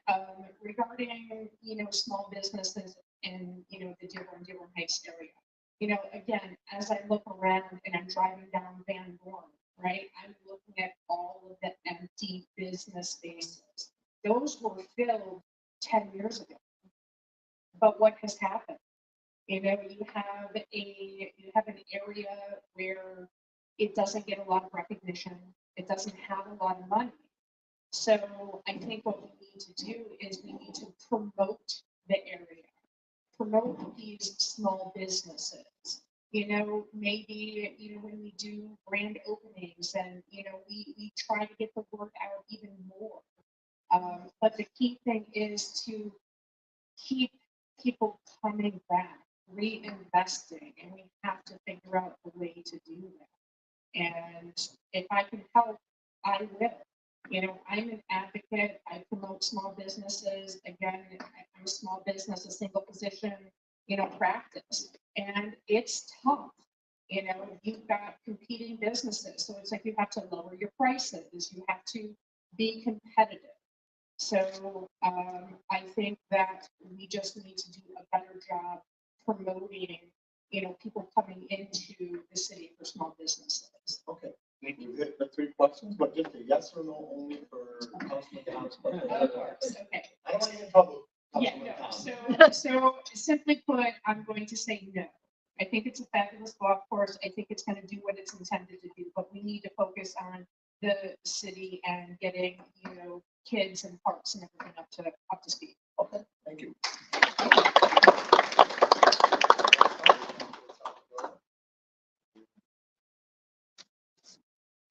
Let's start with Councilman Tom Wenzel. How are you? Because I live in Greece, we live in a democracy. This panel is elected from the South West, all the council officers.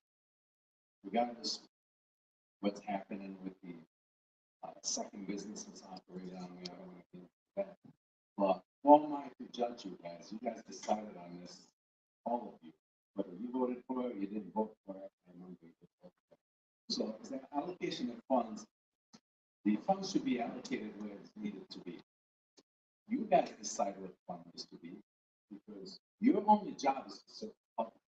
So you know where the funds needs to be. If I get the chance to be on there, then I'll be part of that team. It will be team effort decision that's going to be made. So to answer your question, at this time, I don't know if any funds needed for the golf course, because I'm not a politician. I didn't study everything that you guys went through. So that is my answer. Just for full disclosure, I just wanted to bring that up. There has been no additional requests for funding for the golf course, so just to make it transparent. No, there's not been any. I'll vouch for that. Councilman's got a very good question, it's just a hypothetical. It's a good question, though. I just want to be clear, there's been no requests. Okay. This is the date to the golf course, this is the 250 acre site itself. Right, absolutely. Thanks, Councilwoman. Okay, I'm gonna ask you the same question, Mr. Guerrero, that I asked Mr. Saab. I know you have rental homes. How do you feel about enforcing regulations that make the landlord responsible when blight is a situation for more than 3 properties? Okay, I'm so proud to have owned rental homes in the city of Dearborn Heights since 2008. Economy crashed. I was very fortunate to get into this line of work. And what we've done with the building department over the years, we've taken all these properties that they run down. And we have these properties, put good families in them, brought some families into the city. We brought professionals, nurses, doctors, lawyers. I have tenants from all over the cities they came here. So I'm so proud to have done that. Now there's a system in place that the building department, and this is my profession. I've been doing this so long. I'm a real estate professional. I'm licensed. So there's a system in place with the building department that every 3 years a rental property needs to be inspected, unless the tenant moves out.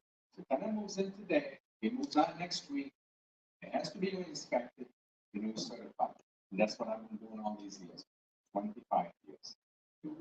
So your question was what? Do they need to be inspected? They are inspected. No, the fact that would you be in favor of there being a regulation made that people who own more than 3 rental areas be responsible, especially for the blight aspect? So you'd be responsible versus.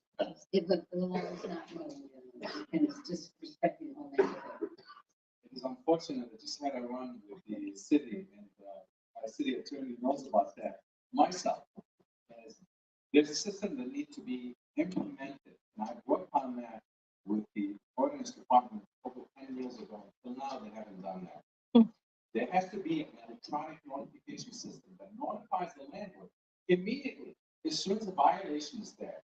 They have tablets. They have everything. They have our email addresses. 7740, that address that we have in question, in Mr. Attorney. All you have to do, just the ordinance guy, press the button, I get a notification, your property is in violation. I get on it. To answer your question, no, if I have 1 or 2 or 10 or 70 properties, in this case, doesn't make a difference. 1 or 3 properties don't make a difference. There have to be a system in place. And I work on that, and I'm trying to advocate for that. I appreciate that. And in fact, David, I don't know if anybody knows, but he had to come in all the way from New Orleans. Yeah, Nadia's in surgery, and I His wife is in surgery I have to go this back time. in the morning, so. If we could just take a quick 10 seconds, prayers to this one. Thank you. Wish you the best of health. Councilman Bidwell's next. Thank you so much, speed recovery, your wife, thank you, doing okay, safe travel back to New Sorry, it's supposed to be Ali reading your son, that's who's speaking now. Oh, he is, he went away. I'll see you there. All right, Mr. Little Bidwell, go ahead, ask your question. Ali, go ahead. Stay there. Yeah, better look, stay back. Go ahead. Mr. Bella, and you have expressed to me that there has been some maybe back and forth from the administration and yourself. Do you see yourself being appointed to the seat? Do you think that you can be able to work alongside the administration of this? Mr. Biden, as you know, I ran my campaign honest, integrity. And just to bridge the gap between the city council and the administration, I didn't ask for endorsement from the mayor's office. You know that. I didn't ask for anybody. All the police department, I worked with all of you in the past. And you know what I did. So I see myself working with the administration, not because I agree with what they do or disagree with what they do. We live in a democracy. We have to agree to disagree and disagree to agree. This is how it is. Okay? So I'd like to bring peace and reason. Thank you for that great response. And I appreciate you asking. And I think we've got about three, so is there 3 questions to you already? Can I fly? Okay. Good. Okay, thank you very much.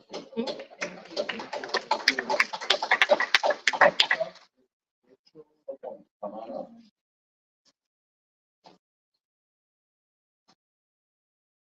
Long time sitting in the chair. Don't get about it. So, I want to ask a question. So Rachel, like some others, some other candidates, you are, needless to say, a little on the controversial side. But in a way that I kind of like, because I like people that will ask a question that maybe is not popular. I like people that will sometimes ask a question that maybe might sometimes upset somebody. I just want to add one thing to the council chair, that I don't think the council or myself, in any way, shape, or form, using the word controversial. Where we don't mean it, it's more of just, there's an elephant in the room, we're addressing the elephant in the room. That's all. When I say controversial, it's controversial, maybe some people are gonna like it, some people are not gonna like it. And I don't know, the way I operate, I say what I feel. I know sometimes people don't like it, and I'm okay with that, because I'm just saying how I feel. So I'm okay with that. But in the same token, like some other candidates, this might become possibly a challenging situation, because with such a short time period, you may not have enough time to be able to work, sort of the kinks out, between yourself and maybe some others that you might be trying to work with. With that being the case, what's your strategy to be able to do this in 5 or 6 meetings? Well, I think that's the key, right? It's only 5 or 6 meetings. And, we can do anything if we put our minds to it. I think I'm somebody that tries hard to work with people. I can't always control what they may do or say or anything like that. I can only control myself, right? And I am approaching this from a place of doing the best job that I can and doing the best that I can to work with everybody. And approach it with professionalism. If I come to the table and somebody's not willing to meet me, that is what it is. And that would mean that I would need to figure out other ways to get the job done. I think there are ways to work with people that you don't agree with, but sometimes you have to figure it out another way. But it is only 5 or 6 meetings. So honestly, I don't foresee a lot of challenges in terms of having to work like on a big project or something like that. There's just not enough time for that. I think it's really just going to be about all of us being the adults in the room and working together, no matter who it is, right? And kind of being a good example for our kids. And that's what I always try to do. Well, I've always respected that you've been very involved and very active, and I've respected a lot of people have been active in the community, showing up to the council meetings.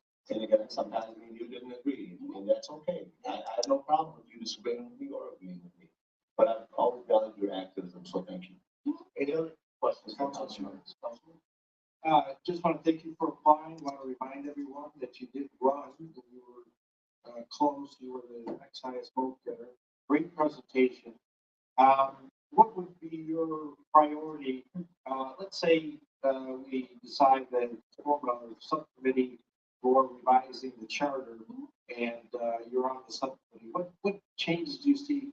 Not specifically, but like in the balance of city government that you think would be a good improvement going forward?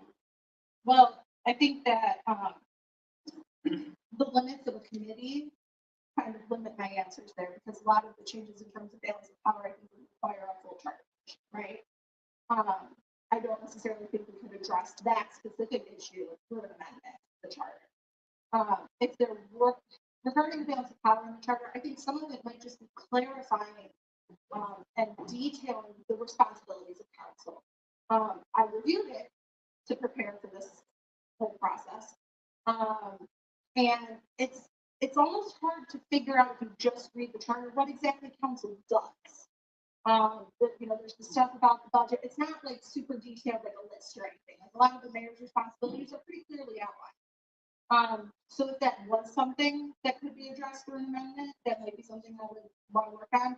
I think in general with the charter, I would be interested in looking at something, so you're mentioning the ethics element of it, the anti-nepotism section of the charter. Some of those areas to kind of maybe get that a little updated and make it clear what is and isn't ethical behavior. I know that's something that gets talked about a lot in the community.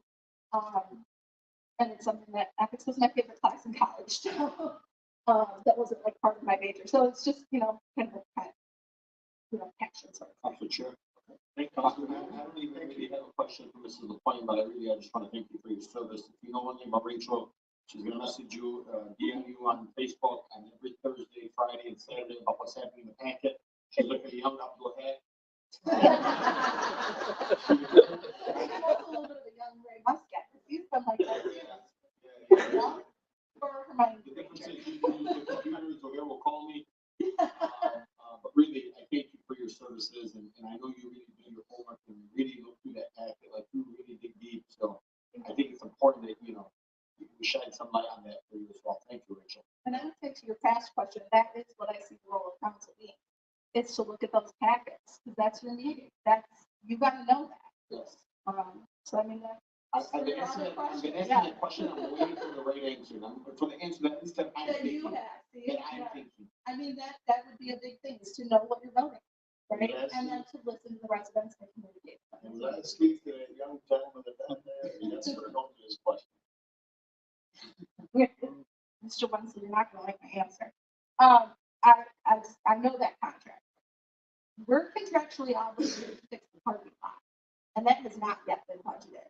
So if that were to come before council for a budget amendment, because it's not in the budget this year, I believe that I would have a duty to go for it because it is part of the contract.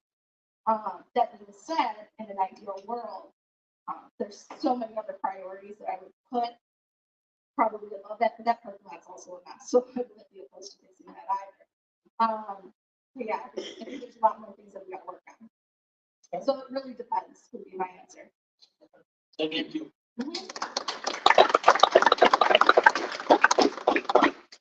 And last, but definitely not least, Superintendent. Hey, I know all the answers. So thank you. He's got the same answer, he's got the same question that he probably asked Rachel that I asked him, he's gonna ask you. You knew that. So Sue, I know you served on the school board for a long time, and I believe you did a very good job. As a matter of fact, transparently saying when I walked into the voting booth, you had my vote. Thank you. And I think you're a very smart person that is very passionate about Dearborn Heights. In the same token, I know the public, you've not been too in favor of some decisions that have been made at the city. And I know you've had your opinion or con on the police department. And of course, administration and police chief, et cetera, have had a different opinion. How do you plan on working with the administration, having had this history, obviously, in the past?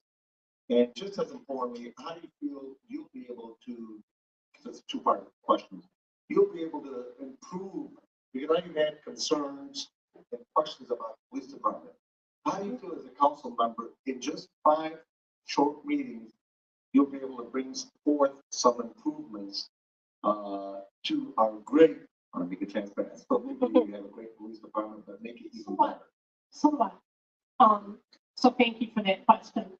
And yes, I think I can work with administration. I've been up here talking many a times and you've never seen me be disrespectful to anybody. I don't do that. And I would never. So I think I can work with anybody in any situation. I would like the opportunity just to share my opinion and to be heard.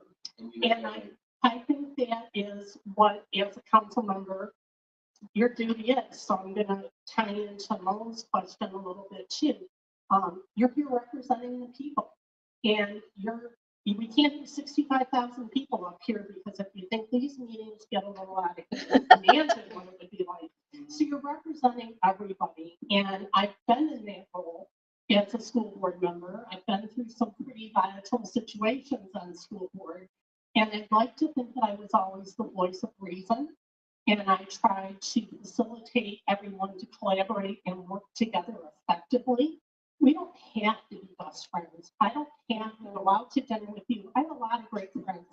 And my job would be to represent the citizens of the city and to work with administration and all of you together.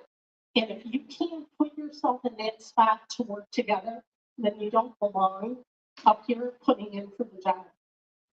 Thank you. You're welcome. Next question, the next council member. Hi, Tom. Council Chair, thank you for applying. Thanks, Good Tom. presentation.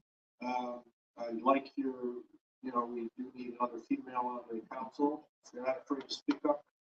Same question though about what would you like to see structurally, if anything, change regarding the, one thing we could do, some councils, they have a consent agenda. They go over the agenda beforehand and then everything that is not controversial, they pass at the beginning. Sure. Anything that you can think of that you've been through, school board meetings, you would like to see change? So I do like the consent agenda. I do like going over the topics at the study session so that when you get to the meeting, you're working as a collaborative group, like a bunch of spokes on the wheel, and you're working together and not against each other. So no surprises at the meeting, so that you're planned, you know what you're going to say, you know how you feel about it. And that doesn't mean you have to agree on every single topic, because you wouldn't be doing your job if you did. But it means being able to discuss what you don't agree about in the study session so that you can get your idea out. And then as a group, you can come up with a unified, hopefully, approach. Thank you. Next council member, question? So Tommy, you asked it in two different ways. So my first impulse would be to say the golf course has gotten enough money and that we don't need to give any more because we have other priorities.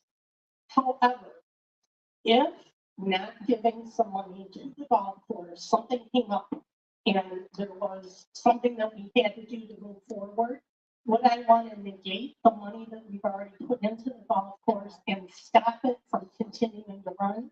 No. Do I want to give them an open checkbook to say, hey, go do whatever? No. Because there are things like the child safety and the school zones and those things that need to take a priority. The rental houses, the inspections. So I'm answering it two ways. Initially, I would want to say no. They have enough money to work and do what they want to do and to get it successful. However, the unforeseen always comes up, and I would never want to stop the progression of the golf course to run because we've invested a lot of money.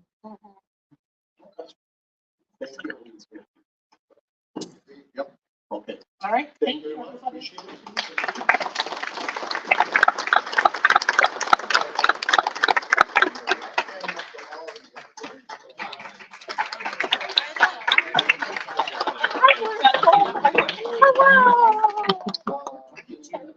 Ice cream at Lowe's.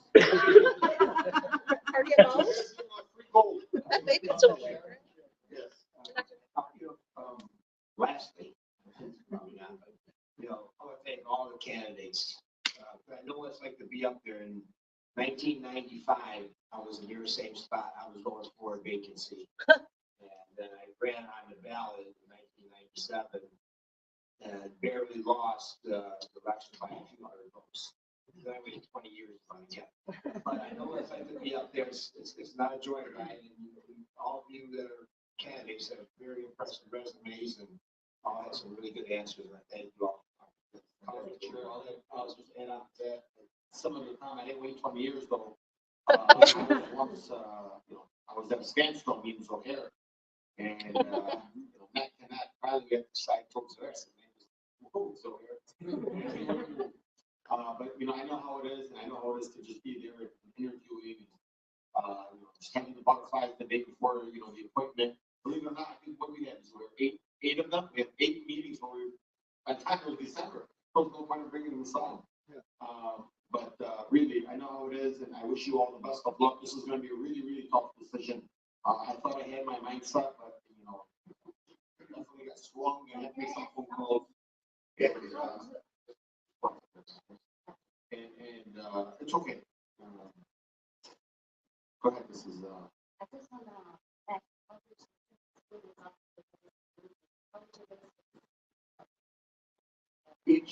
So there's nothing written as far as how you make a decision. Each council member is just gonna have their own ways. They may talk amongst each other, following the Open Meetings Act, obviously. They may talk with the candidates, or candidates may contact them, or residents may be calling, or vice versa. So there's no set rule for this. At the end of the day, ultimately, it's just up to each council member as far as how they vote. I tell you for myself, I'm looking forward to this because I thought this would be an easy way for, because honestly, there's a lot of good candidates. I went through all yeah, so I was, first of all, excited, like, throughout the outset, that so many people are applying for these positions. Because, you know, it's great to have that many people want to do public service to this great city and country that we love. So that I was very impressed with. I'm also very impressed with the fact that we have 12 candidates here, which tells me that in the future, we have, whether some of you make it on this particular one or not, in the future, we have good potential council candidates. So I'm happy with that. Having to step out as an old man, that my city will be in, you know, God wishing in good hands. But what I am disappointed in, having been here, I mean, I thought this was going to make my job a lot easier. I'm going to use the process of elimination, and people are going to go up there and just totally bomb, and then make it a little bit easier for me to make a decision. But I got to tell you, all of you guys, and I'm not just saying that, really, honestly, truly, all of you guys did great. So this is going to be very difficult, but I do thank you for putting your name out there. It is not easy to be criticized and clapped for and booed for, et cetera, but I thank you. All that, but I thank you for putting your names forward.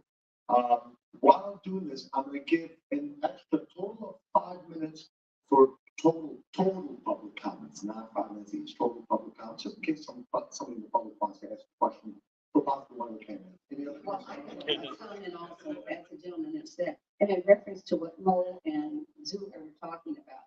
Myself and a gentleman from Tulane in 1920 wanted that vacancy as well. I'm sorry, 2020. The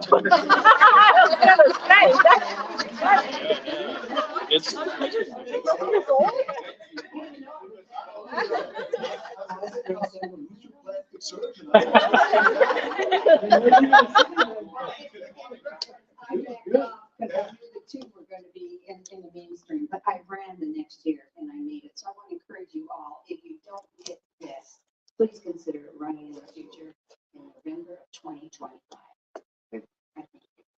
Okay, so I have a comment if you'll allow me to say. Well, if you get up, if anybody wants to comment, even the candidates, as just a resident, that's fine. But I'm gonna take a total of 5, 6, 7 minutes max.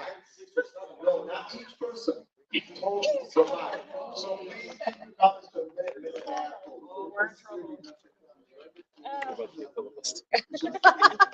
Like the Parks and Rec episode. The reason Hassan doesn't show up is because of this Oh, no. I stand with that. Condolences to the family. That's condolences. Absolutely. We'll do a moment of silence for the doctor. God rest her soul. Thank you. Any other residents that would like to get up, either comment or ask a quick, and then the candidates would have to give a quick answer. I'm going to have a total of 7 minutes. I'm just because I'm going to stay on the rule I've always had, which is give people the opportunity to. She doesn't want to get up unless we're forced to answer questions about, you know, about trees. Let's just ask a question. Well, it's got to be more good because it's, yeah. Go ahead, answer your question. Could you ask me this question 2 years ago?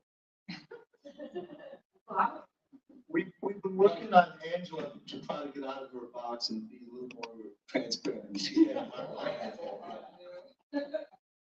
What's the question you want me to ask more about the trees? There's standing. I know. We're working on it.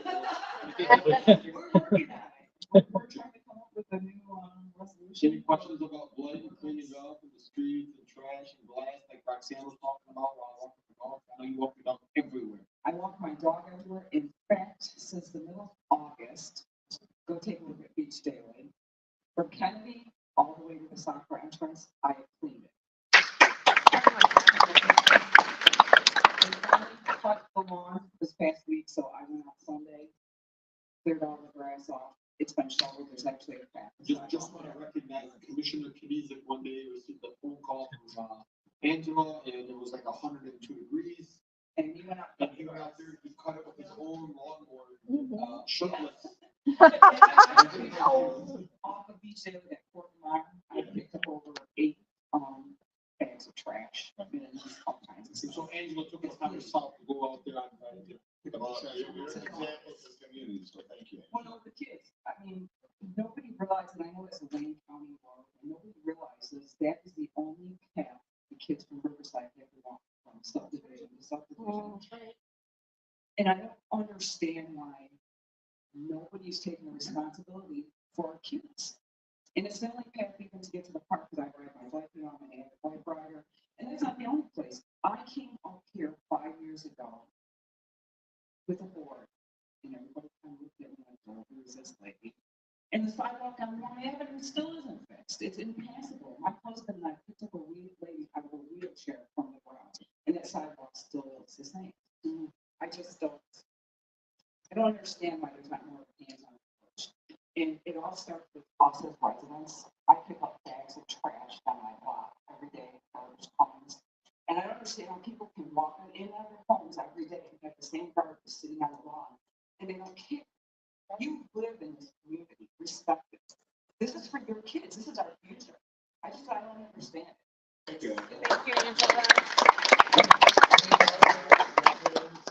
Or anybody in the audience that would like to make? Gentlemen, it's a non-participant. Our non-candidates? Oh, is it really? Okay, nobody in the audience, I don't see anybody on Zoom that has a question or a comment. I don't see anybody, do you? All right, meeting adjourned. Meeting adjourned, thank you very much. I learned so much today, I feel like.